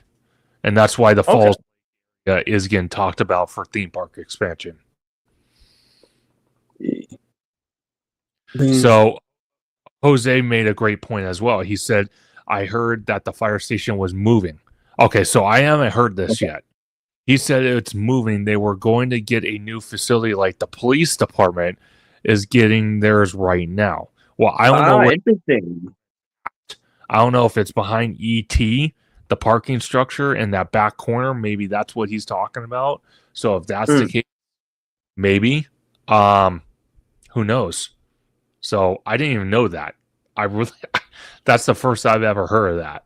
But like that would make sense though, because it's like, because I heard what you were saying, but that sounds like it would just be like more work than probably what the effort they want to put into it. So just relocating the fire station somewhere else, where it is like a safety thing where they can access everybody still, sounds more like a better idea for them. And then they can turn that whole area into like a backstage, thing or something. I'm not sure, like, I don't know, like a break area or something. I don't know, but or like trash or whatever. Because if you extend, I'm thinking if you extend Super Nintendo World out, like to the other sound stages, you're gonna probably need like another area for like garbage and stuff like that. So maybe they might put some like compactors there or something. Probably because. Oh, go ahead. Oh no, I'm saying because that hill area going down is kind of like a smaller space. Like I don't think you could put really anything huge there. So probably just some like backstage like compactors or something. It could be, but since that is such a public area where guests can see, that's right. They would want to put more attractive in that area. So maybe they could put more, I don't know, gift shops, maybe more restaurants themed to the lower lot. That, because more likely that road is going to be torn up as well. I don't know that for sure, but if that road's not being used anymore, right, there's no reason to have that road there unless the county, wants it there for emergency purposes, which I get. Right. Well, but okay, so let's say they use that for expansion, but wouldn't that be cutting it too close to the coaster for as like a safety issue? Because you have like, let's say, an expansion kind of going out there, and then you have like guests and stuff, and then you got this huge freaking coaster going around. Like it's because if the tram can't go through there, I don't think they would want like guests really anywhere in that proximity of the coaster. But I don't know like any of like the the rules or policy they're going to have on this. I'm just speculating here. But well, see, here's the other thing too. And it wouldn't be so bad to have it. It could be a employee break room building where it's not, it's not, non-attractive, but it's not for theme park guests. But it's not something where it's an ice either. So that could be a possibility. Because you're right. And as much as the cast members are going to do, because this show building is going to be a multi-purpose show building. It's going to have state-of-the-art lockers. It's going to have metal detectors. It's going to have restrooms. I think it's going to have a gift shop, a quick service location, if I'm not mistaken.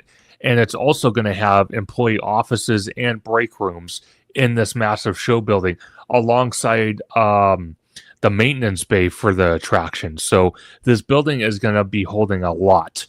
But, regardless, like you're saying, with the tram not going down that way, because I don't care who you are or how good you think you're going to prevent stuff, people are going to sneak something on that roller coaster and stuff is going to fly out. It's just like my phone that fell off on a Flight of the Hippogriff. Did it break? Okay, so this was, I think, in April, or it was sometime early in 2024. So, guys, fun story real quick. Sorry. But so I was with OG and I think Wizard, I believe. And we went on Flight of the it was OG and Wizard. Okay. And we went on Flight of the Hippogriff, right? Having a great day, all this stuff. So I got my phone, right? So I'm on my phone. I'm recording on. And this is actually a new phone I had to get last year because what happened was I was wearing pants that had a zipper pocket. I'm usually really good about putting everything in my zipper pocket. It never falls out. but I only had my keys and my wallet in my zipper pocket. My phone was still in my regular pocket.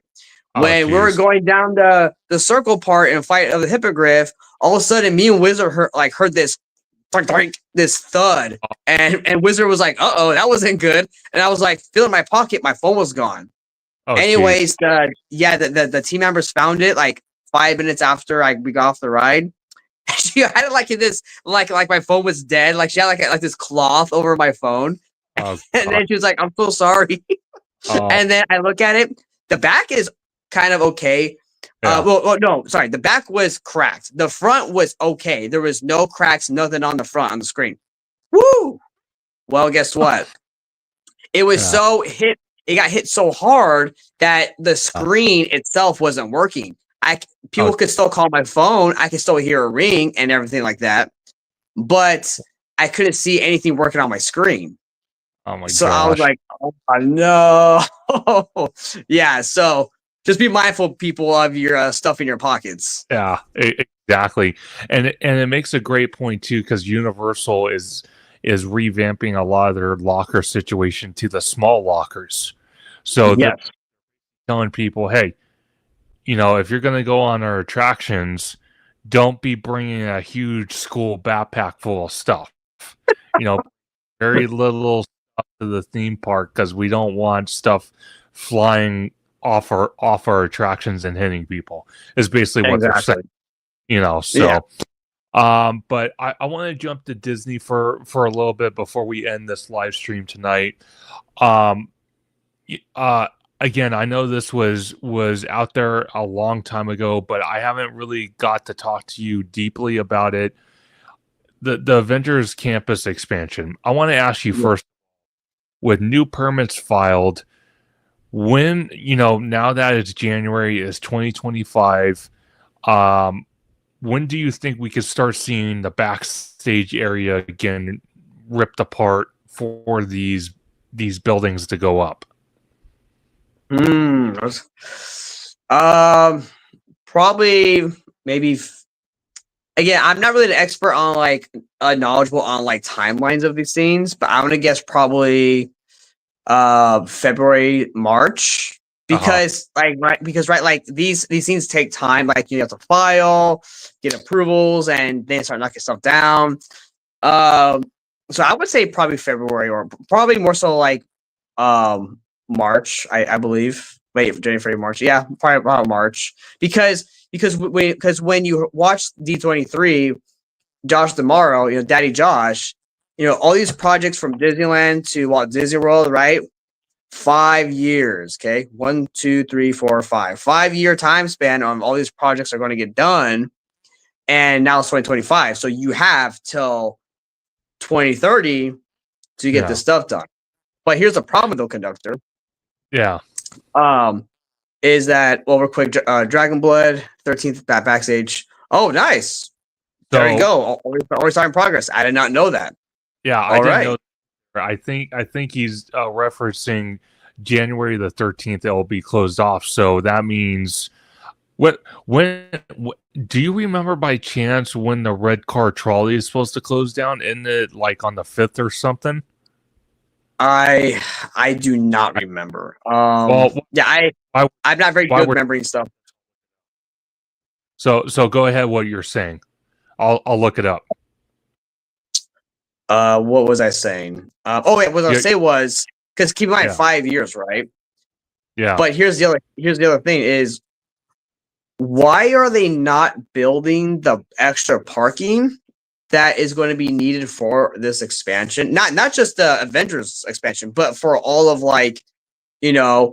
Avatar, Coco, Avengers. You would think that they would need the parking space built first, or at least incongruent with whatever's happening in the park. Because to fit more people, you got to have more parking spots and also more cast members. Because you're going to have more jobs, you need more parking for cast members as well. So where is the parking? I want to know about the parking. When are they going to start that? Because that's going to have to be done within the 5 years as well, at least. Yeah, but without the Eastern Gateway project, you can't even even think about building expansion for the theme park, because where are all these people going to park? There's no way. So, and Dragon Blood, he mentioned February the 8th is the red car trolley's last day. So it makes me wonder if what he's saying is January the 13th, unless he meant February the 13th, but let's just say he meant January the 13th, it's going to be closed off. This section that we're looking at on Google Maps is going to be closed off to cast members. Construction crews can't fully demo all of that area until February the 8th. Unless, Dragon Blood, if you can confirm if you meant January the 13th or February the 13th, that would be greatly appreciated. But if he's referencing January the 13th, construction crews can only demo so much of that because they'll still need the trolley barn until February the 8th. Right. Yeah, dude. Like, oh, go ahead. Well, I was just gonna say it's kind of weird because, you know, as you're looking at it, right here, this white shed building, that's the red car trolley garage for it. That's the housing for it and the maintenance area for it. And then obviously this whole area back here is going to be used for those two attractions. And the red car trolley shed, as I'm calling it, is kind of in the way of that. So I don't know how logistically that's going to work. I'm kind of unsure. Yeah, well, see, here's the thing. So, like, all this, again, Disney can do it. They've shown it before. I just don't know where. But a lot of this stuff they have, like, in this whole section, like, on the map, right, where the red car trolley is and all this backstage stuff, that's all going to have to go move somewhere. Yeah. You know, so where that is, I don't know. And on like, an operational standpoint, how that's going to work. But, but they seem confident that they have it figured out. They can do it, which is great. Yeah. And that's actually a lot of space, dude. That's actually quite a bit of space, honestly. Yeah. Well, see, again, when we look at, and I'm going to switch to the other page here real quick, because I think I showed a picture of, not that picture. We'll get into that. No. But I think it showed a picture. Yeah, you can kind of see it here a little bit. I know it's kind of hard to see. But you got the Infinity Defense Building, I believe, right here. And then you got that Stark Flight Labs. And what I was saying was, here's a better picture of it. You got these two attractions next to each other. And I've said it time and time again, Webba, you work at Legoland. At one point, you guys had this Kuka Arm attraction that is basically going to be this Stark Flight Labs. That's what it's going to be. And I've said, when we talked about it on OG's channel, I said, well, it would make a lot more sense since these buildings are literally butt up next to each other, that both attractions kind of commingle each other. So like the Stark Flight Labs track layout kind of goes into the Infinity Defense track layout. They intertwine with each other.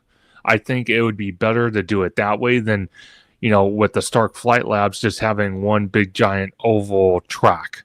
I think it needs to be better in that. If that's what. Yeah, I agree. The ride that was at Legoland for that type of Kuka Arm attraction, that was fine because it was just like a standalone attraction, right? I mean, it wasn't really anything special. But, when it comes to Disney and they're using an IP for it, I expect more. You know what I mean? I just automatically expect more. I do, And if it's just the same type of ride system and mechanic that Legoland had, where it's just you're just doing this the entire time, I don't know if that's really fun. I mean, yeah, you're going upside down and stuff, but my thing is that is it immersive, right? Is it immersive experience and storytelling? That's what I'm looking for at a Disney park. Yeah. And if you're just giving me some basic off-the-shelf type of attraction, I'm sorry, I'm not really that interested. So that's why go ahead. No, I totally agree with you on that because again, it's with Disney bringing all these experiences and attractions and lands, you have to wonder, even if they're trying to base Stark Flight Labs as a kid friendly attraction, while maybe Infinity Defense is more for, it could be kid related, but it's more for the adult Disney guest compared to Stark Flight Labs. I kind of feel like people that have gone to the Disneyland Resort and experienced, the magic, I kind of feel people are paying more for a better attraction. And I just don't feel that if this is what we're going to get, where it's just kind of throwing you around and you basically just go in a giant oval with hardly any theming to it, I don't feel that was beneficial. I kind of feel if they are going to do something like that, they should have made the Infinity Defense attraction a lot bigger than what it's going to be and take over this foot. Right. Or what you can do too is if you still want to have it be two separate attractions, you could take this ride and make it something akin to Forbidden Journey. You know, except besides it's a 4-seater, you're in a 2-seater, and you can make it something like Forbidden Journey. Maybe go a little bit faster. You're like, like stuff's happening, and you're immersed into like that, world of Avengers, Iron Man type of deal, right? I think that would have been a lot better idea. Now, again, this is concept art, and I know, I always say don't fully judge the thing 100% off the concept art.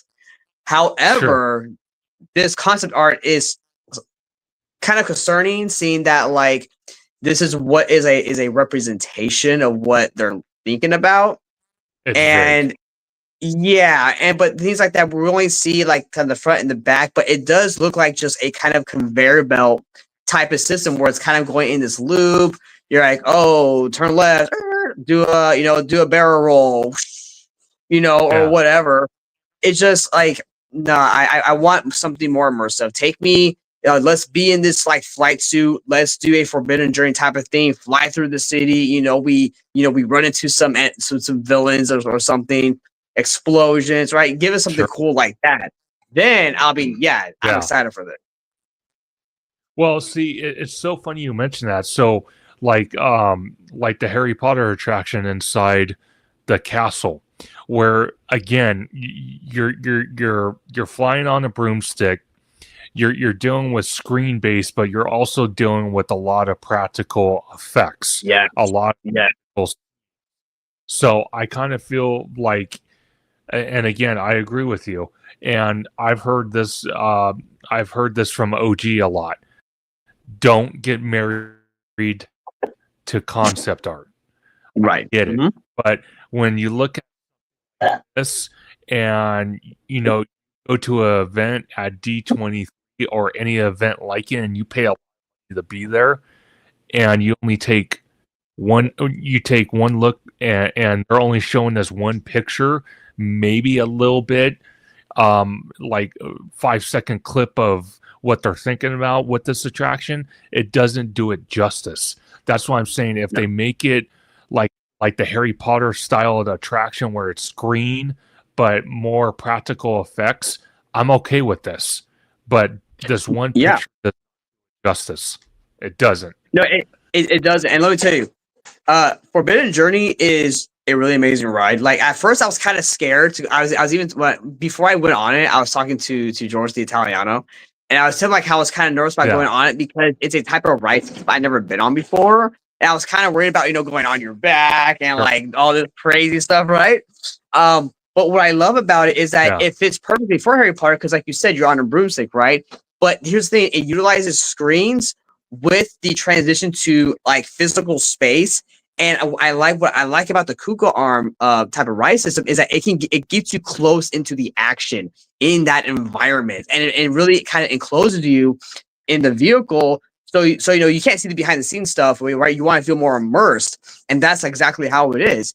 And I was like, wow, this is really cool. It felt like a mix between like a dark and type of it felt like a mix between Indiana Jones with like Star Toursy, because like it's dark, it's kind of creepy, but you're like up in the action and you're like in this kind of simulated vehicle. You know what I mean? So it's a great attraction. I really like that ride. And if Stark Flight Lab was something similar, I'll be all on board. Oh, 100%. Now, I wanna ask you something, because OG brought it up, and I think you were on his video when he brought this up, because there's other attractions coming to DCA. The Hollywood backlot has been a massive waste of space since it debuted back when DCA got built. I have to tell you, I know him and George heavily believe that the Avatar land is going in that area. I personally don't think it should go in that area. I'm sure Disney wants to put it in that area. I just personally don't think it should, because trying to hide the tram, or the monorail track is one. It's going to be difficult, and it's kind of like right in the middle of that land, including the bus load and unload area from Toy Story coming in. It's right in the middle, and it causes a problem. It would cost Disney so much money to relocate that track. Let me ask you, would you personally build Avatar in that space? And if they don't build Avatar in that space, would you like to see Avengers Campus expand into the Hyperion footprint and possibly bring another e-ticket attraction, which could be maybe an Iron Man type theme roller coaster, which I personally would love to see, or some type of a character theme roller coaster? Well, I'll tell you this: what I wouldn't want to see is Captain America's carousel. That I don't want to see. but but as far as the Hollywood backlot for Avatar, I know it's going around that Disney's looking at that spot, but I don't want it there, dude. Here's the thing: Disney's always good about, especially Disneyland. They're always pretty good about execution. And I'll say this, for me, I always preach about, if you execute it properly, people will love it. I fully admit I do say that. However, I would love to see the Pandora and World of Avatar be done more justice to have been built from the ground up in the cinema parking lot. You got all that space over there. Why confine yourself to the limited space that's in that Hollywood back area? Now, don't get me wrong, that Hollywood, area that in DCA, I do not like it. It's the worst part of DCA. I never go over there. Maybe if I'm like, not bored, but I'm like, you know what? I haven't been on Monsters Inc. in like, I don't know, 8 months. Let me just go on it like one time. So I'll go walk over there, kind of look around, use the bathroom, and then go walk back, then go on and get off.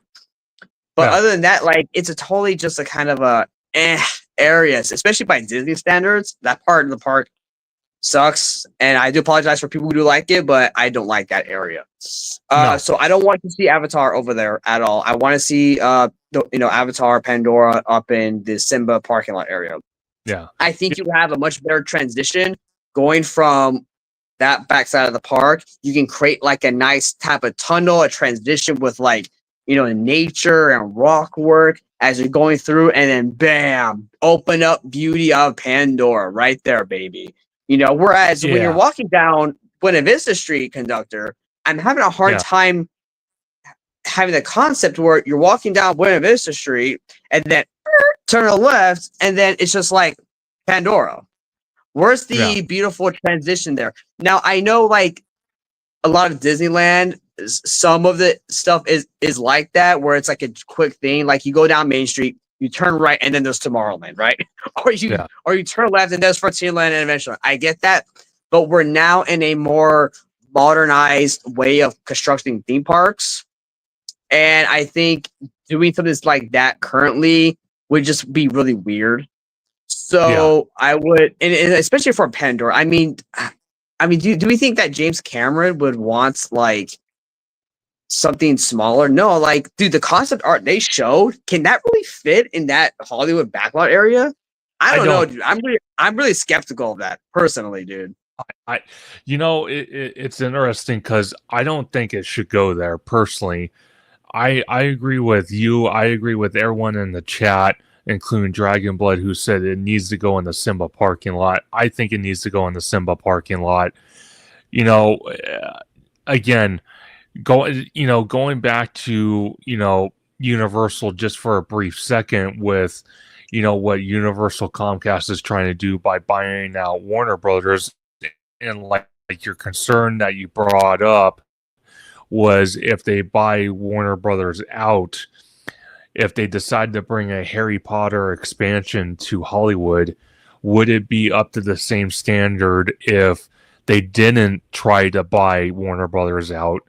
But I kind of feel that they still would be held up to the same standard because J.K. Rowling would be a big part in that and would hold Universal basically to the fire and say, hey, I still collect royalties on this. If you want to build an expansion, I'm going to hold you to the fire if you screw up. So don't screw up. And I kind of feel like that's what, James Cameron's going to do with Disney. That's why I have my doubts on why they want to put Avatar in that small footprint. Right. No, actually, that's a good point, Conductor, that you brought, because I actually didn't think about that. Where, yes, if back to Universal, if they bought if Comcast acquired Warner Brothers and that Harry Potter, no, you're right. I didn't think about the fact that the creator of the IP could still have maybe like a contract or something to say, hey, yeah, you can, you can have this in the parks because you have it as part of the Warner Bros. Or whatever, but I'm still the creator and I still want creative kind of oversight of what you're doing with the IP I created in your theme park, which I think actually is probably the best of both worlds, because that way, as Universal or Disney, you're not paying out like licensing fees, but you're still working with the original creator of that world to make the best product possible that's authentic to that franchise. Yeah, and also by them acquiring Warner Brothers and doing that, it's far less red tape they have to go through to build the land.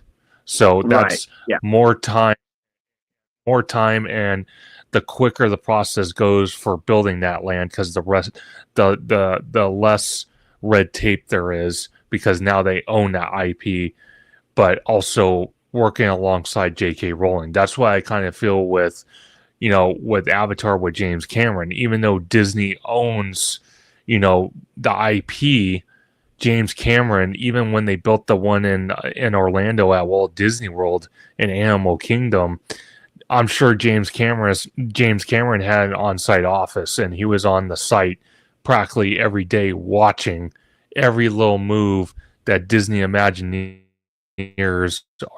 are doing and building, so that way he can just hold them to that standard. So that's why I kind of feel that he'll do out here in the Anaheim Resort at DCA. So right. Well, I mean, I'm looking at the comments, and Dragonblood mentioned Zootopia, and I mean, here's the thing: you could expand Avengers Campus to there as well. However, I do think that space would be big enough, including the bus drop off load area. I think you could do something good with Zootopia, because I mean, I'm sure there's other probably movies I'm not thinking about that have a urban setting, but Zootopia is really popular. It's more modern and it has an urban setting, and you could still keep the trolley in it, right? And it would still kind of flow with Buena Vista Street and the Zootopia like land in is it Shanghai, or is one of the China parks? It looks awesome, dude. Yeah. It looks, especially at nighttime. So I think that would make a lot of sense going there. I'd be for it personally. Oh yeah, and by them putting Zootopia in that spot, in that footprint, again, if they wanted to build another e-ticket attraction for Avengers Campus, they can take over the Hyperion Theater footprint, but still have enough room to build Zootopia right on the other side of it. Oh So, yeah. they can have the best of both worlds. Add another e-ticket attraction at Avengers Campus, and utilize the Hollywood backlot, which is basically a Tomorrowland 2.0, and use it for that actually has a purpose. Because, if I hear one more time that the next D23 is going to talk about Tomorrowland, and that D23 comes along, they don't announce them, I'm just going to flip my lid. Like, how long eating this war drum on, yep, Tomorrowland's going to redo year after year after, and I'm sick of hearing it, quite frankly. I'm like, either rip the guy and do it right, or stop saying it. Just what's funny about that? Oh, that's funny. The funny thing about that is that's actually before D23. I was on the phone to OG, and I told him that I honestly felt like we were going to get some type of Tomorrowland announcement. Maybe not a whole Tomorrowland rethemed or redone, but something of Tomorrowland. Yeah. Because of the whole electric car thing for Autopia.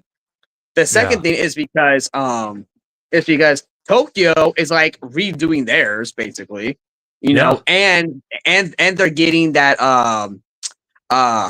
that they're replacing Buzz Lightyear with the Wreck-It Ralph, right? Yeah. So I was like, okay, there's something happening with Tomorrowland in this other park. And we're getting an upgrade to Autopia to electric. So maybe there might be something in Tomorrowland. But like Dragonborn said, it's dead, dude. Like every year we have the same thing. Tomorrowland, the what is it? The People Mover track, all this stuff. And then it's like nothing, crickets. It's like, oh, dude. Yeah, and I kind of feel like my whole thing is, I personally, I guess I could see two things.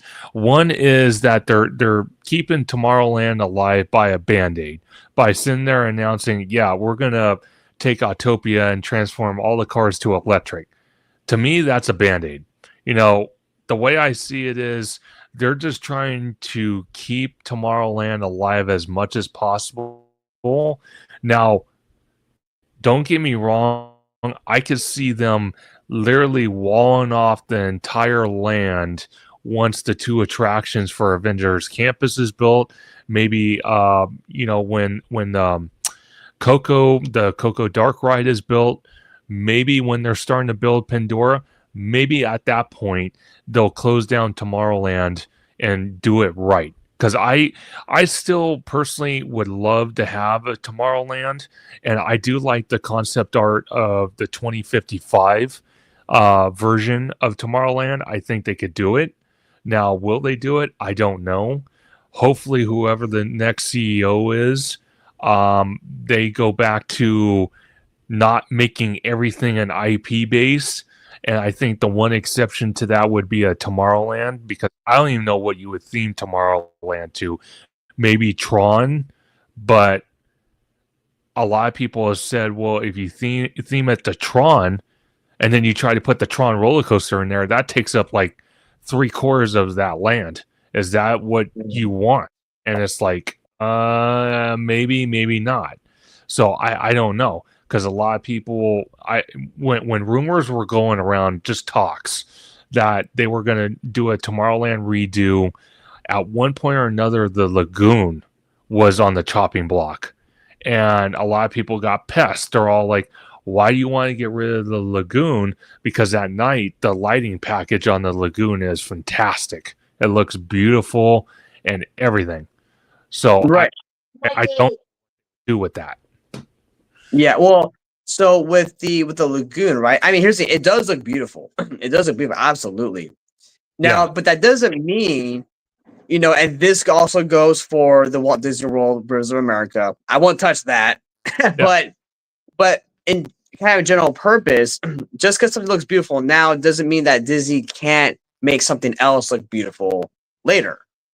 Sure. Disney is very good with their lighting packages. You're seeing hate on Tiana's as much as you want. That lighting package at night is bomb, and it looks better than Splash Mountain does at night. Yeah. So it's like I'm confident at least nighttime it will look amazing. So personally, me, dude, I've said it time and time again. I will say it. Tomorrowland, dude, you get because seriously, we already have Galaxy's Edge, so Star Tours, either move it over there or get rid of it.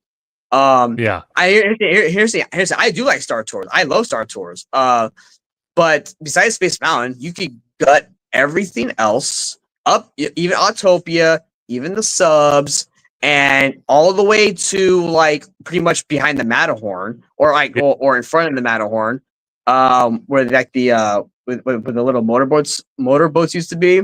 Yeah. And you can make, dude, you could like expand all that to be Tomorrowland, dude, or something, or maybe an extension of Fantasyland, because technically, if where the Matterhorn is, that's still part of Fantasyland. Yeah. And maybe you can put like a Frozen thing or something back there, and that all that real estate that Autopia takes up.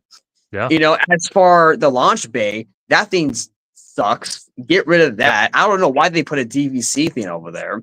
The only useful thing that thing is good for is the fireworks, dining or like dessert package they had on the top or something. That's a waste of space. They're not doing anything with the little theater by Space Mountain. That one I kind of understand, because it's kind of tied to the walkway of Space Mountain, which is like the most popular attraction there. Yeah. People Mover.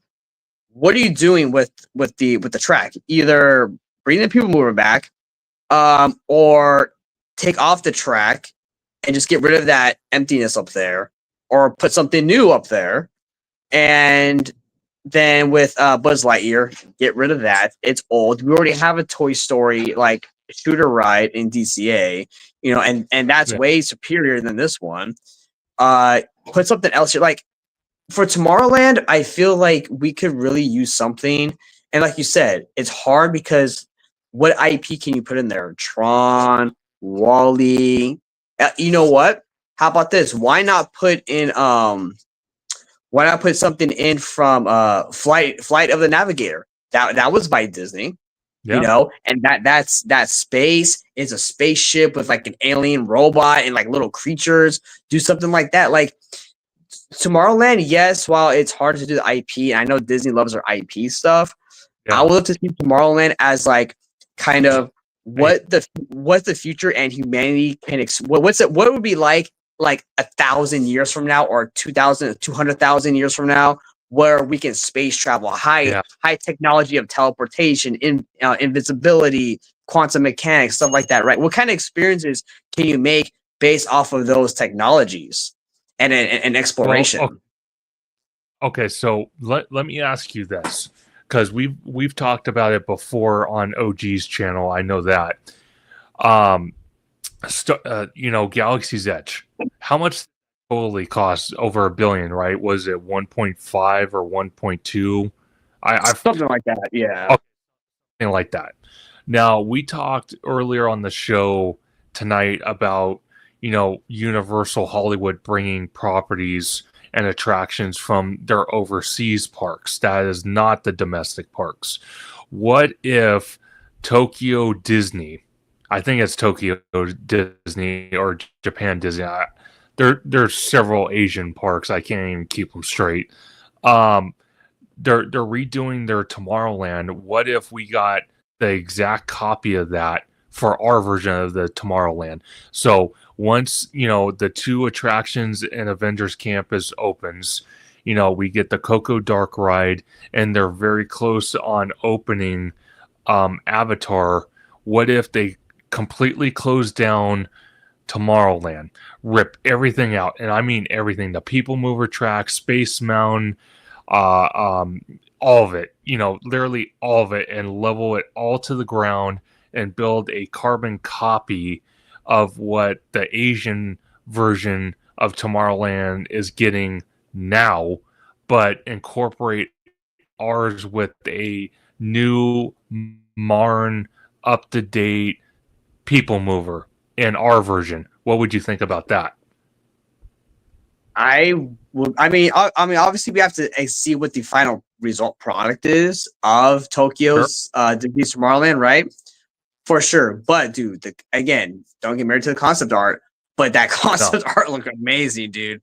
Like if Imagineers or Disney for the US can't figure anything out how to rework it here, Yeah. I would be fine just getting what Tokyo Disney has, dude. Tomorrowland. Bring it here. It's better than what we have now. You know what I mean? So yeah, bring it on, dude. Like now again, because we talked about right having carbon copies and stuff, but Sure. this see because the thing it's because like this, right? Yes, it's international, but it's also you're talking about an entire land versus an attraction, right? But at Yeah. the same time, though, over here in the States, they can't figure out Tomorrowland. Mm-mm. So I would just be personally just be like, okay, if we can't figure it out, I'm not saying like here's the thing. People are like, oh, the Imagineers, the Imagineers here suck. The guys, the Imagineers are working on all these projects, whether it's Tokyo, China, Paris, or Disney here. They're talented, but it's just really about the funding. I think for the United States, really, just about the budget and how much money they're willing to put into the projects here. Well, just to quote you on that real quick, from what I understand, our imagineering over the decades has evolved. We have lost great Imagineers like Joe Rody and stuff like that. He has come back in some aspect, but not like he was before. Yeah. I kind of feel now it's the Imagineering, the technology we have today than we did 70 years ago when Disney started. I kind of feel that they create great concept art for these lands, experiences, attractions, shows, dining, merch. But if it's not getting approved by the higher ups, or the higher ups are saying, oh, well, we love this concept art, but we're going to get rid of this. We're going to scale this back. We're going to scale this.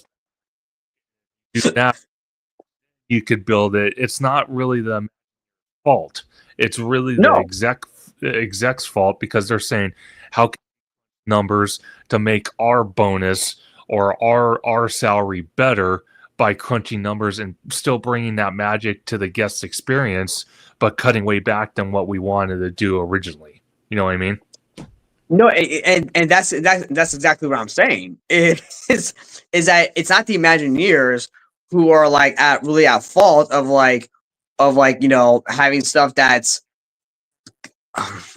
lesser than what we're getting in the Asian parks, right? Because I mean, look, Sure. For a long time, how long has Japan, Tokyo Disney had their trackless Winnie the Pooh ride for before we ever got a trackless ride over here? Yeah. It's just like, again, I'm not saying I'm knowledgeable about this. I'm not. But when you put up the budget for it and they can work with all this money, yeah, the Imagineers can really Imagineer their ass off. Oh, sorry, their butt off, and and make incredible stuff. But unfortunately, here in the U.S., we're so limited, restricted by budgets. Oh, and this is too expensive. Want to get reduced costs, save money.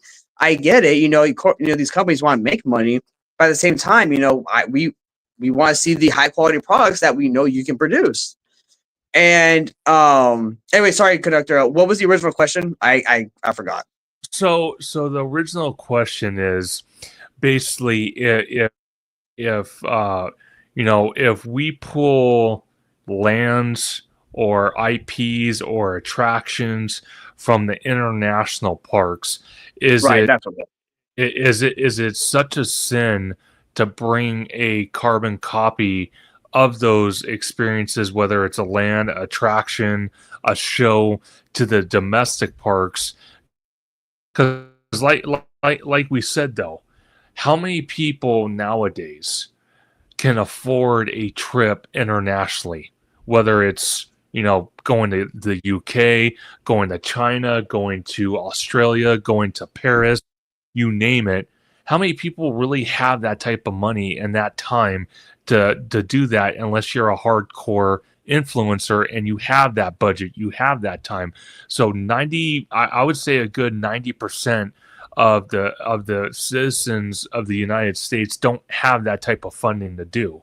So if they're saying, by everyone posting online, because social media is just a giant when it comes to information, no matter what type of subject it might be. But in this aspect, it's the theme park world. You know, if people are saying, whoa, look at that Lion King attraction, or whoa, look at the new Tomorrowland, I want this here at Disneyland, and they can't, you know, they can't afford to go fly to China or Paris to go experience those attractions and whatnot, and they want to feel like they're on those attractions. Why not take some of those IPs and attractions and bring them over to the domestic parks? Now, I could see the problem of the domestic parks copying each other. I could see that. But if they're pulling lands and attractions and different stuff like that from the international parks, I don't see it such as a sin. I don't. Right. Well, I mean, to your point, I think that if we brought a carbon copy of, like, let's say Tokyo's Tomorrowland to, like, the US, we had to be careful, because Sure. I don't think we should do two carbon copies of their land in both Florida and California, right? No. So I personally think, and again, I'm sorry to cut you off, but I personally think, for like example, for the Hollywood park, okay, for Hollywood, let's say the same aspect. Let's say if one of the Jurassic World attractions in Universal Beijing, because there's two of them, there's that ride, and then there's the other one where you're kind of on like a silver bullet type roller coaster, and it's really smooth. And let's say that Universal Beijing, or the Universal company, said in general, hey, Hollywood, you're going to get one or two of these attractions, and we're going to give you the Jurassic World Adventure Dark Ride.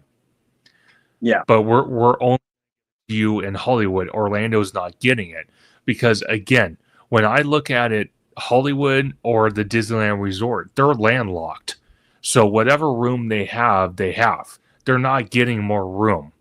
Now with the Florida parks, they have room to expand. They have room to build. You know, they also have locations, but they have a lot more free roaming to do stuff like that, compared to the Southern California parks that don't have that option. So I kind of feel that, you know, if they were going to bring the new version of Tomorrowland that the Japan Disneyland is getting, I kind of feel it should go to the Disneyland Resort version. Well, that's what I've heard. Yeah, no, Conductor. Yeah, and here's the thing, dude, is that another idea you could do as well, right? Is because Disneyland and Walt Disney World, they're not the same beasts. They're two different animals. What you could do is maybe look at, let's say, Tokyo's Tomorrowland, and then take inspiration and maybe maybe copy some stuff, but then kind of flare it up in a way to fit Disneyland, and then in a different way to fit Walt Disney World, because they're two different parks, two different sizes. So, and that way you're now kind of modernizing making the Tomorrowland better in the current way based off the kind of ideas from Tokyo. You know what I mean? But I 100% get what you're saying. I totally get it. But when I'm looking at, like, as of today, right, you compare our Tomorrowland to Florida's Tomorrowland. Ours is in so far worse shape than theirs. Theirs can probably go another 10, 15 years compared to ours. Ours is on its last leg. Because really, what attractions do you really have to do in our version besides Autopia, which is basically a go-kart attraction, which you can find at any third-hand amusement park with a mini golf course in it, or you got Lightyear that shouldn't even be in Tomorrowland, should be in DCA at Pixar Pier. Then you got, you got freaking you got, oh my god, Star Tours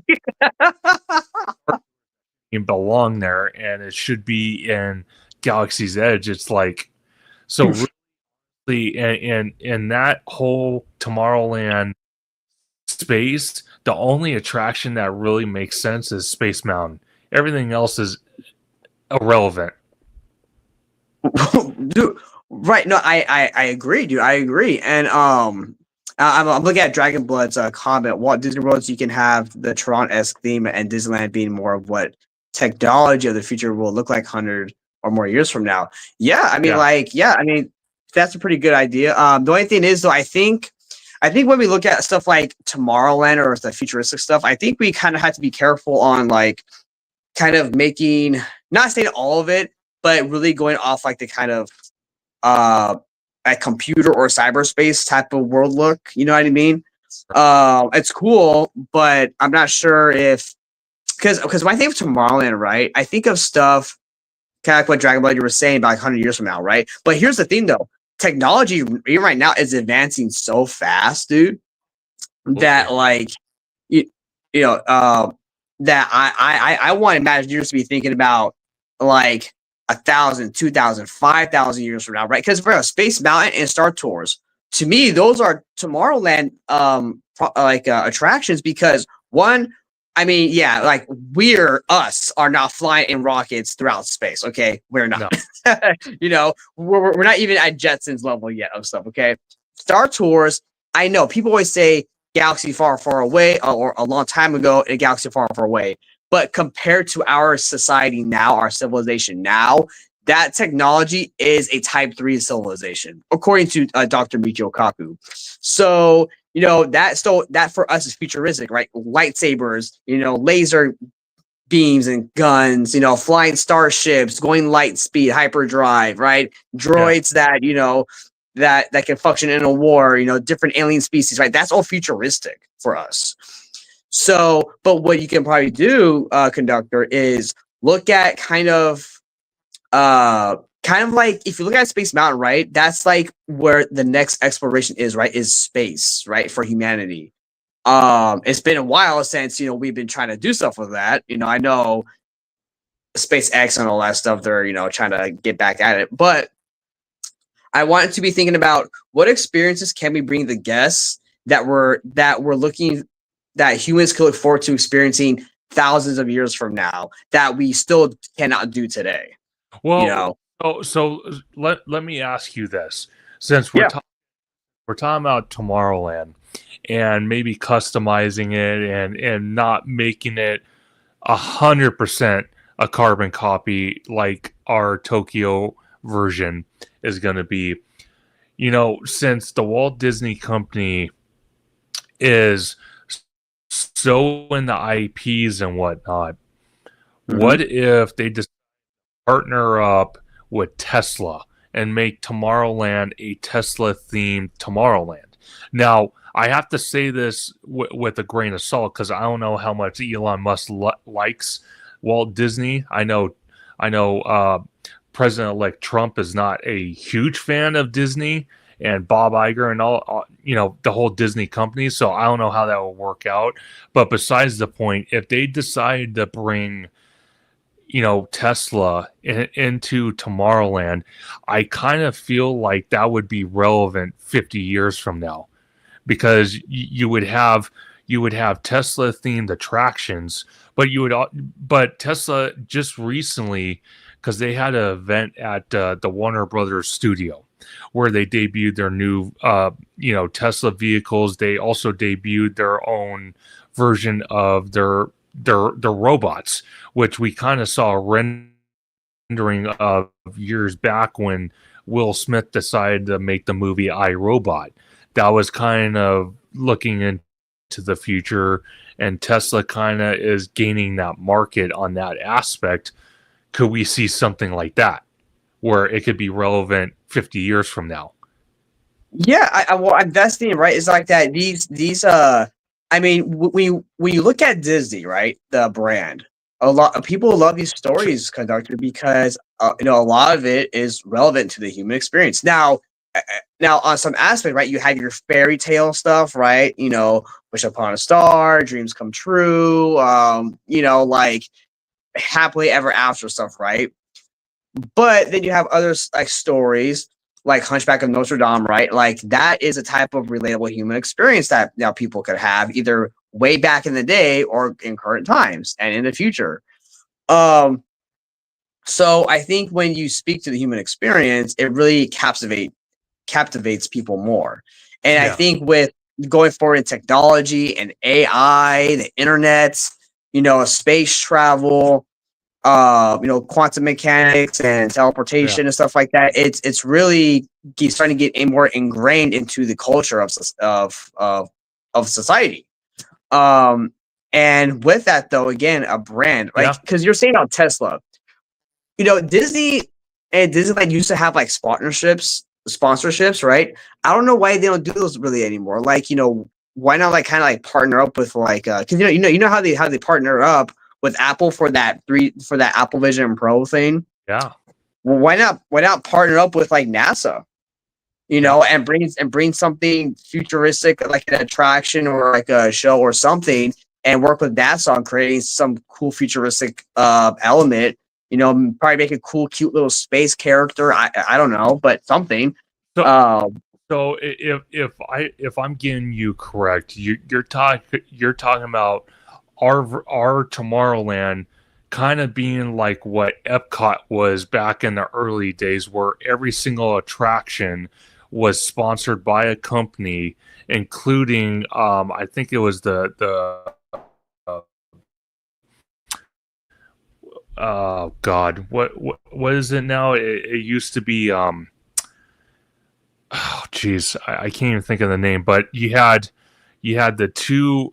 So when you look at concept art, early concept art of Epcot, you got obviously the spaceship Earth, then you got the two kind of buildings kind of going like a horseshoe, and they had like sponsored attractions inside those buildings. You're talking about something like that idea bringing to Tomorrowland, where it would be futuristic, but it would also be educational, but also at the same time it would be interesting and relevant to I today's mean, standards. you could. I mean, like, I'm not saying that like every attraction has to be a sponsorship of a company or a Sure. brand, but I think because of the type of struggle, whatever it is Disney's having with Tomorrowland, at least for the, uh, Florida, but also majorly Disneyland. I don't know Sure. what else to really think about. Maybe it's time to start to partnering up with some third party companies that are looking to the future, that are pushing those boundaries. What kind of stories can you make from those, current technologies, innovations, and ideas? That's what I'm saying. That's kind of what I'm talking about. Maybe not have everything be sponsorships, but maybe it's time to start looking back at doing that for some things. Yeah. So I kind of feel that if they don't want to do a massive overhaul with Tomorrowland, and like I said, just basically knock it to the ground and start over, I kind of Right. feel that look into possibly opening up interventions again, making it was where they again have sponsored attractions. They back in the early day, because I remember walking inside that building and experiencing. Uh, they had oh my god, they had the Star Wars exhibit. They had all sorts of exhibits in there. I remember going into the Avengers experience that was on the top level. I even remember doing the Captain Neo experience Oh in yeah. the underneath Space Mountain. I think at least brought those two buildings back online, renovated, brought new experiences into those two spots for now. Um, I feel that the money wise, they could do that just to make Tomorrowland a little more interesting than what it is today. The only thing I would say is it would be kind of hard to do something with obviously the people mover track, because according to ADA compliance, they would have to literally rip the track out and start over because it's not ADA compliant. But the theater and the Innovations building, if they spent some money putting those back online, it would make Tomorrowland, at least a better version of what it is now, where it kind of just feels, Yeah. you know what I mean? Well, what's funny is that if there's one thing I would love to see come back into Tomorrowland, and it's just because I'm a huge fan of the movies. It is an IP, so Disney could use it, Conductor, and that's the Honey, I Shrunk the Audience 3D show. That would be sick. Because here's the thing: if you think about it, like normal people don't have a machine that shrinks things down to like tiny size. You know what I mean? I'm sure there's like a laboratory somewhere where I don't know, like on a molecular level, they can do that or something. I don't know, but that idea is still kind of futuristic if you think about it, right? This dad makes this fucking laser machine, this shrinking laser machine in his attic, dude. Yeah. And you go on this like 3D kind of adventure like they had. I thought it was really cool. I like that. I like that IP, that franchise. The movies are great. I don't see why not. Maybe bring it back in a whole new way. Maybe.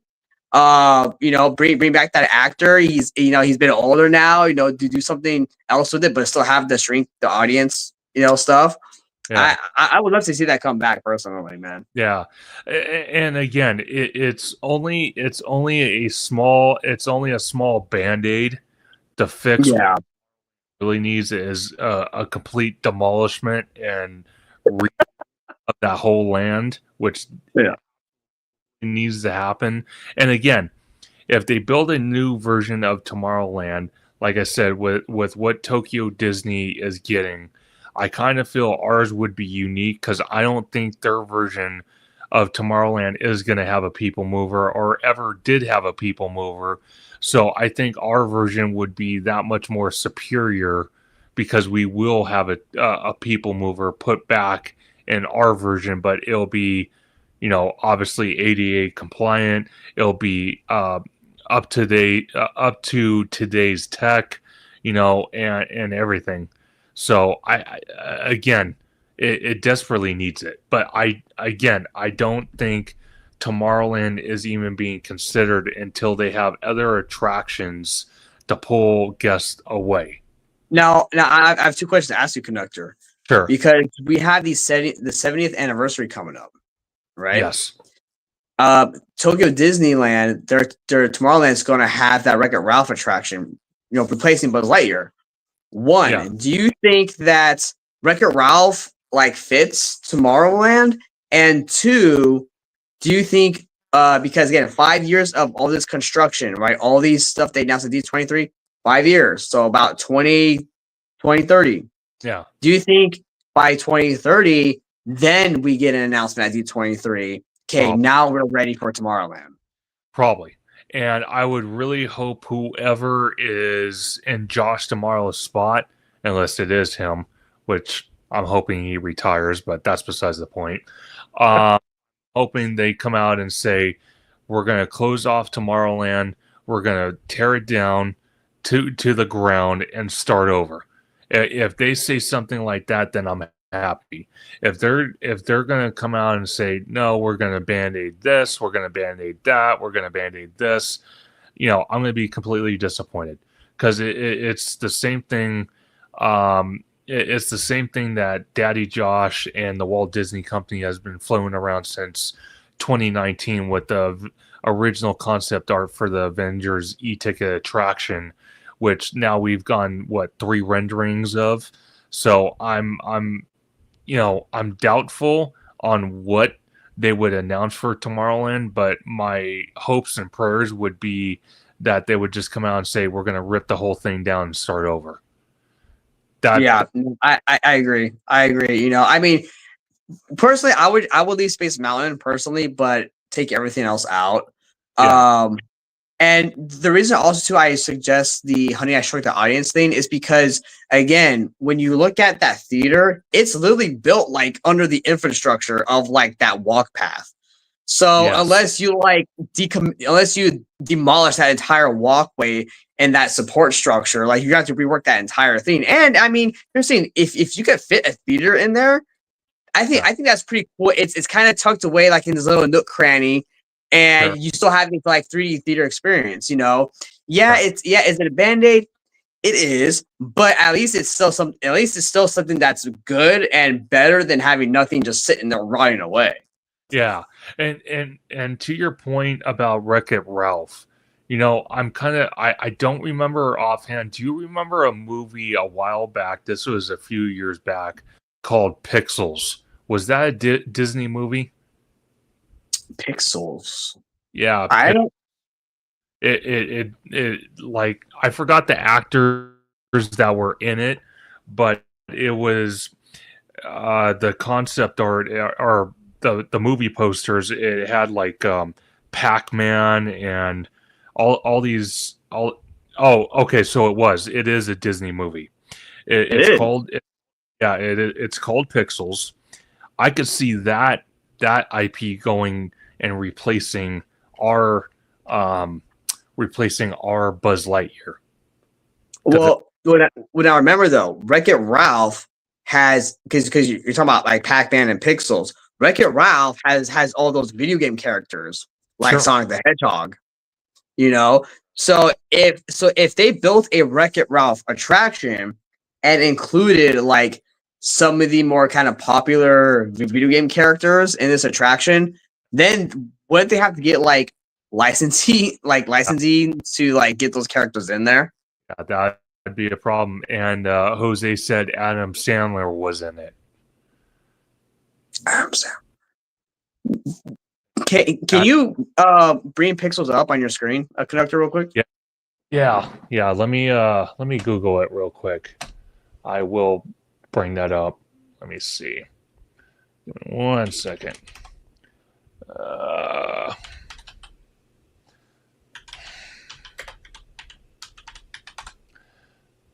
So that's interesting. Yeah. I never saw that movie.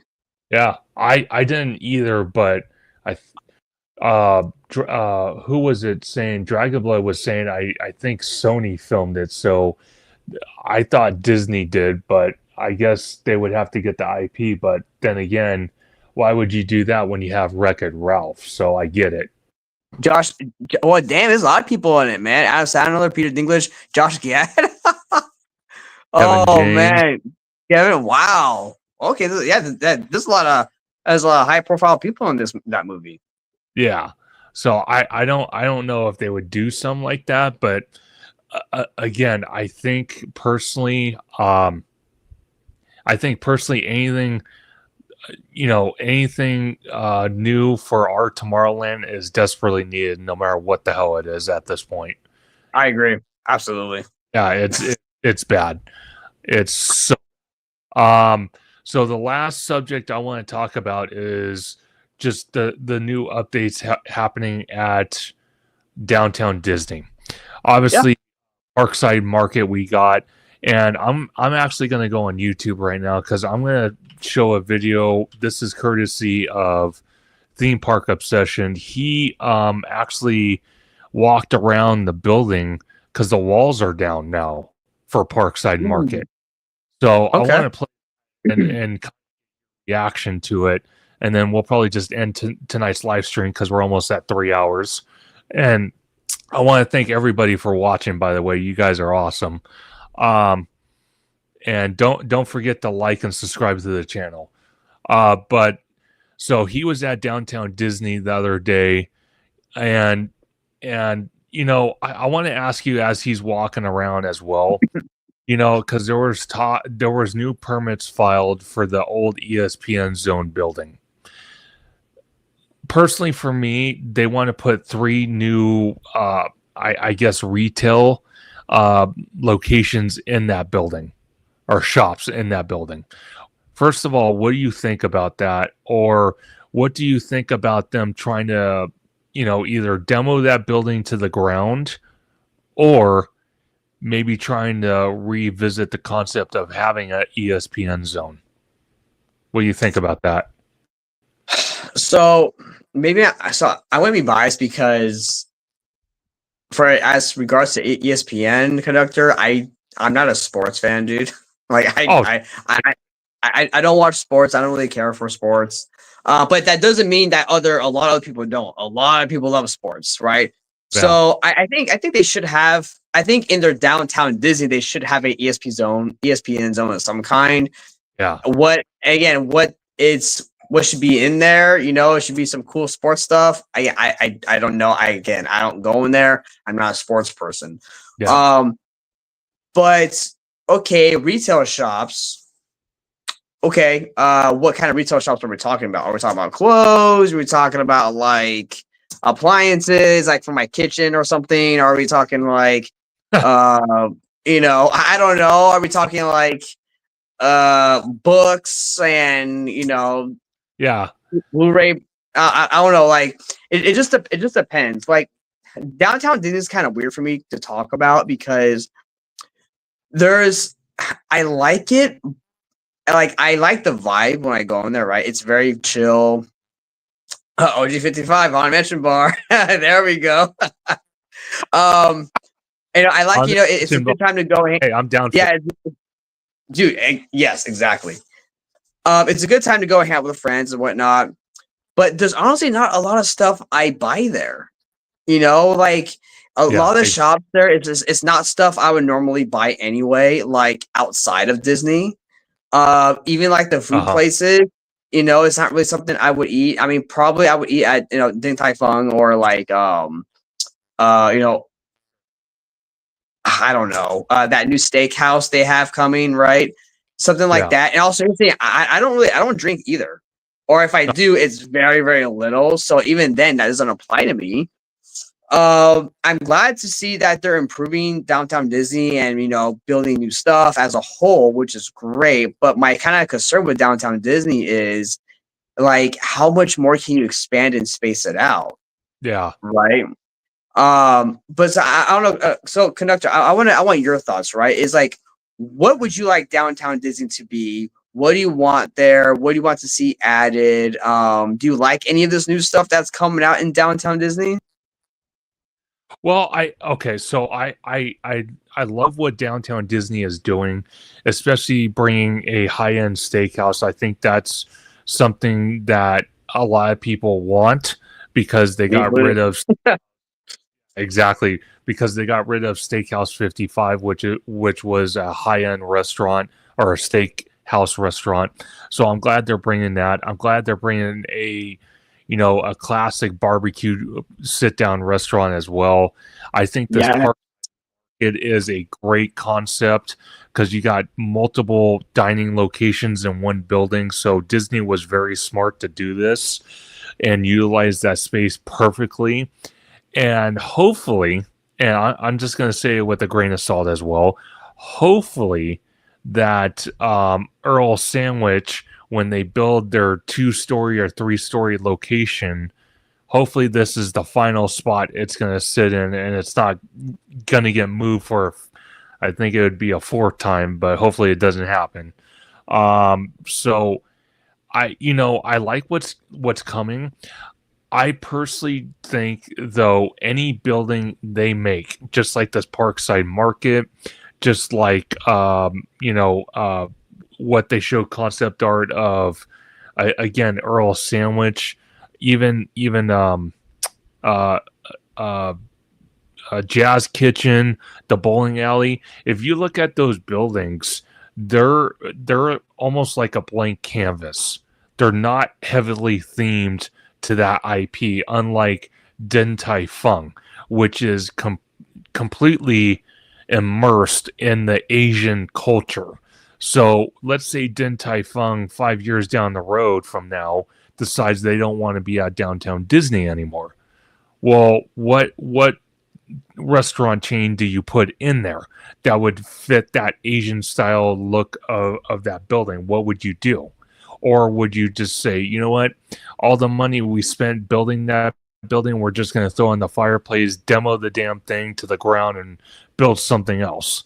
But that's kind of stupid because now you just threw all that money away instead of making a building like I said, with the Parkside Market, the bowling alley, what Earl's Sandwich is going to be, where it's basically a modern design building, but basically a blank canvas building which any restaurant can move into with very light themed overhaul, which wouldn't cost a lot. You know what I mean? Yeah, absolutely. I mean, some of the design choices, because I know there was a video I did with OG like a while back now, where we were talking about like the steakhouse and the barbecue and some of the other buildings and like how like the concept art looks and stuff like that.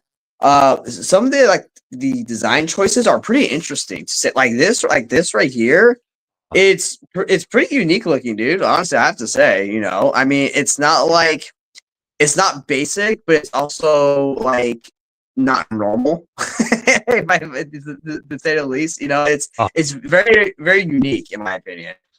I do like this grassy area, like out here, like the stage, the grassy area, very, very nice little area. But downtown Disney as a whole, like here's the thing, Conductor. I don't know what I personally want in downtown Disney. Like I don't know. Like I see it as like a shopping dining area, yes, but what would I want in it? I don't know. Because downtown Disney, there's just a lot of like second party, third party stuff in downtown Disney. It's basically an outside mall. Yeah. Right. Yeah. Which was on Disney property. Yeah. Well, basically how I'm looking at it is a lot of these properties, not all of them, but a lot of them are owned by Disney.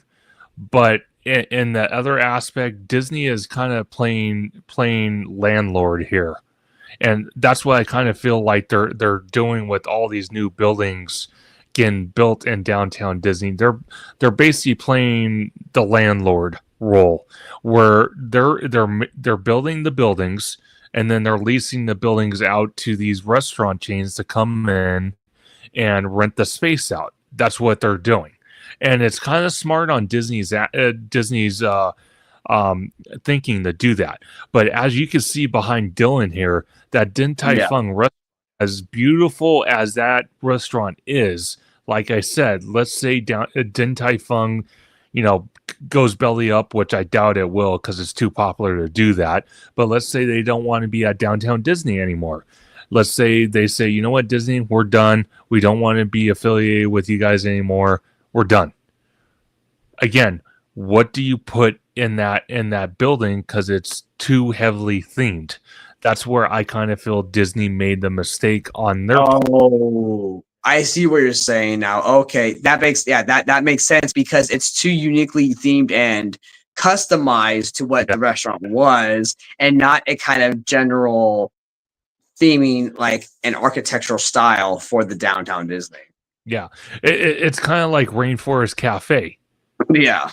Again, that's themed to like a jungle theme. So if you wanted to make that restaurant or that building into a restaurant, there's multiple IPs at least Disney can play with. They can make it a dining experience themed to Indiana Jones. They could do an Avatar restaurant. They can, there's multiple IPs they could do with that building. Now, this building behind Dylan here, which is the former ESPN Zone building, yes, it's generic. Yes, it you could put a restaurant in there, but it's kind of hard to do so because it's such a massive, humongous footprint. So it's like, what do you do? And Disney's answer to that is, let's put 3 retail locations in that building. But it's like, you're telling me that it went from an ESPN Zone type building, restaurant, bar, and sometimes a studio for ESPN, because they have filmed in that building for when they do NFL and stuff like that back in the day. Then it went to now it's an abandoned building that cast members use probably for a break room and extra storage for merchandise and stuff like that. Now they're talking about revamping it again to now make it a basically a corridor building like what they're making Parkside Market into, where it's going to host multiple retail locations. It's like, okay, I see. well, you know, you guys are basically being a dead horse to death. It's like, okay, are you guys going to actually do something that makes sense in this building, or should you guys just, you know, spend the money, rip the building down, and build something like a Parkside Market where it's modern and it's generic, and you can still have multiple retail locations in that building, but it's interchangeable, where it's not Well, into something. well, yeah. Well, that's the thing with Din Tai Fung, right? Is that I wanted to ask you, do you think the reason why they built that, especially with as customized and themed to that theme particular as it is, Sure. you think Disney did that because they had like super high belief that this restaurant would just never not be popular, and they wouldn't have to worry about like it closing down or losing business, and then they would have to like pretty much cut it as a loss. Pretty much what I'm saying is like, do you think like that they knowingly took that gamble, knowing it was going to be a hit? I think personally they took that gamble, but I also personally think they approached Din Tai Fung as a company and said, "Hey, you know, we want to bring your dining experience to our downtown Disney. Will you be able, or will you be willing to strike a deal with us?" And they probably said yes, and Disney probably came back and said, "Okay, well, we'll build you a location, but you have to be locked in for 10-15 years." So maybe that was the negotiation. That's why they took that gamble and built it. I don't personally think they want to build that building the way they did if they didn't lock Din Tai Fung into a contract, because theming it heavily like they did, I think Yeah, totally stupid if they gave Tai Fung the opportunity to leave anytime they want. right. That's true. That's true. Oh, That's why man. that's why you look at Portos getting built. Again, if you look at that building, the concept art, and again, I'm going to say it again, do not get married to concept art, but if you're looking at that concept art, that building looks like a generic Marn building that can fit any restaurant in that building. It's not themed to anything at all. Yeah, and that's probably the best approach, right? Is have a kind of general consistent theming across downtown Disney, but in a way where you can fit probably most type of businesses in. For the moving in and out ability. Absolutely. So again, I feel that I feel that Disney has the advantage over Universal City Walk with what they have to offer, the parking, accessibilities that they offer compared to Universal City Walk. Universal City Walk, like we said early on and talked about it heavily, is going through a downward spiral, unfortunately. And, just my experience doing the Eve event the other night, getting charged $35 is just a prime example of why they need to revamp their whole system. Follow Disney's aspect, where if they're going to charge a little bit, at least you get your money back if you dine at one of the locations, or you buy a certain amount price wise of merch, or you go see a movie at the AMC theater, you get your money back. So I wouldn't not had a problem paying the $35 and then getting my money back, because I dined at a location or some. But I wasn't even given that option, and that's what a lot of people face nowadays. That's why City Walk is going through a downward spiral, because if people aren't going to the theme park, no one in their right mind is paying $35 just to walk around City Walk, maybe shop, maybe, and maybe go have a $20 meal at Twosomes or Antojitos or even the NBC Sports Grill. No one's going to do that. So I feel that they need to change that. I feel that also Disney has the advantage right now with having the facial recognition scanners at their park entrances, which Universal Hollywood needs to get on board, and hopefully they will do so when basically the whole front entrance area is under construction for the hotel and security has moved. Hopefully they consider doing that, because that is something that needs to be addressed dramatically. And just theme park food in general, Webba, like we talked about, it needs to be better quality. They need to have more of the menu on site when people come to these resorts and they want to have that item. They need to have it available. And again, I don't really point this towards Disney and Disneyland, because I can understand it. They have a lot of food locations compared to Universal Hollywood, which does not, which has almost no excuse why they can't have a full menu all the time. So hopefully that gets corrected. Is there anything that I haven't brought up, Webba, that you think that needs to be addressed either with Hollywood or the Disneyland Resort? No, I think we pretty much covered everything that was on topic today. The only thing I would probably just mention is that I've talked to George about this too. Is again, back to like the whole the mechanical maintenance of attractions, right? So where I said, Sure. Again, I don't go to Universal like twice a month or even once a month. I've only gone 5 times this year. But the times I've gone, and granted, it's a smaller park with fewer attractions. All of the rides were flowing smoothly and operating greatly. At Disneyland, yes, it's a bigger park. There is way more attractions there. But how often are we seeing, though, across all the social media platforms, Thunder Mountain's down, Rise is down, Ian Jones is down. Half of California Adventure has electrical power outage. Like, it's all that's happening all the time. Yeah. And, I don't want to be like, oh, yeah, they need to do better and work harder. Yeah. But they kind of do need to do something about that issue, because again, that impacts the guest experience. If you're a family of 5 and you pay like $6,000 to come, dude. Heck, let's say even if you're only like a couple hours away, you spend on a park hopper ticket like $200 something. You gotta drive all the way here. Then you gotta spend money on food. By the end of the day, all said and done, you probably spent like $500. And now you got the stupid lightning lane thing crap, and which sucks. And then oh, dude, I swear to God.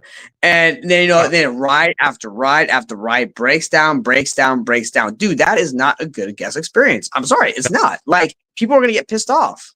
No, and see that's something I fault the Disneyland Resort for doing, because if they can't, the way I see it is, if they can't get that under control, okay, how in the hell are they going to control or have under control Disneyland Forward attractions, properties, lands? How in the hell are they going to maintain that if they can't even maintain what they have now? And that goes with even Universal Hollywood. Just the other night at the Eve event with Mondo, I got a alert on the Universal app that they evacuated Super Nintendo World. A fire alarm went off.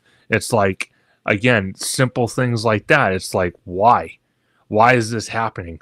You guys are supposed to have top-notch, Imagineers on property, or not Imagineers, but the mechanic teams to make sure all the rides, attractions, shows, theming elements are all working during the day with guests there.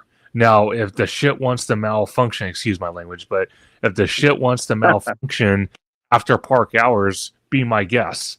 But when guests are in the park, things need to work. They can't be malfunctioning. They just can't, especially like you said, Mr. Webba, with a family of 4 paying over $6,000 to show up at the Disneyland Resort, or vice versa. If they live in SoCal and they're flying to Florida to go experience Walt Disney World, and let's say Epcot goes down because of a power failure, or multiple attractions fall apart and close for the day. How exciting is that after you just spent all that money and you can't experience what you were hoping to experience when you got there? You know? Exactly, dude. Exactly. And that's just a frustrating part, man. It's like you're paying a premium price to experience a premium product, but sometimes, or a lot of times, the premium products have to kind of failing, unfortunately. Yeah, no, absolutely. But Mr. Webber, again, I know we went 3 hours. I could see it in your eyes, my eyes as well. I'm tired as hell. It was always great you on. We could probably talk another 3 hours if we were up to it. I want to thank you so much for joining tonight's live stream. Where can everyone find you on social media? Absolutely. Theme Park Conductor, thank you so much for having me on, sir. This was fun. Great topic, conversations. We can talk about this all day long. Like I said, we tired. The viewers are probably tired. But thank you everybody for so much for sticking with us and watching. Make sure to subscribe to this guy right here, right there. And you can find me, Mr. Webber, on Twitter or X, Mr. Webber at Webslinger760. You can also find me on Threads and Instagram, where I'm more active. That's going to be Mr. Webber at Cobweb91. And again, if you don't follow Mr. Webber, please do so, because that neighborhood Spider-Man is always busy protecting his city, and he always puts out amazing content. So definitely check him out as well. I'm your host, Theme Park Conductor. You can find me on YouTube, Instagram, Bluesky at Theme Park Conductor. You can find me on X at Theme Conductor. You can also find me every Thursday night at 7 p.m. on Conductor Thursday live stream, where we talk about Universal, we talk about Disneyland, we talk about just total speculation and what I call blue sky. So definitely check me out, subscribe to the channel, smash that like button on this video.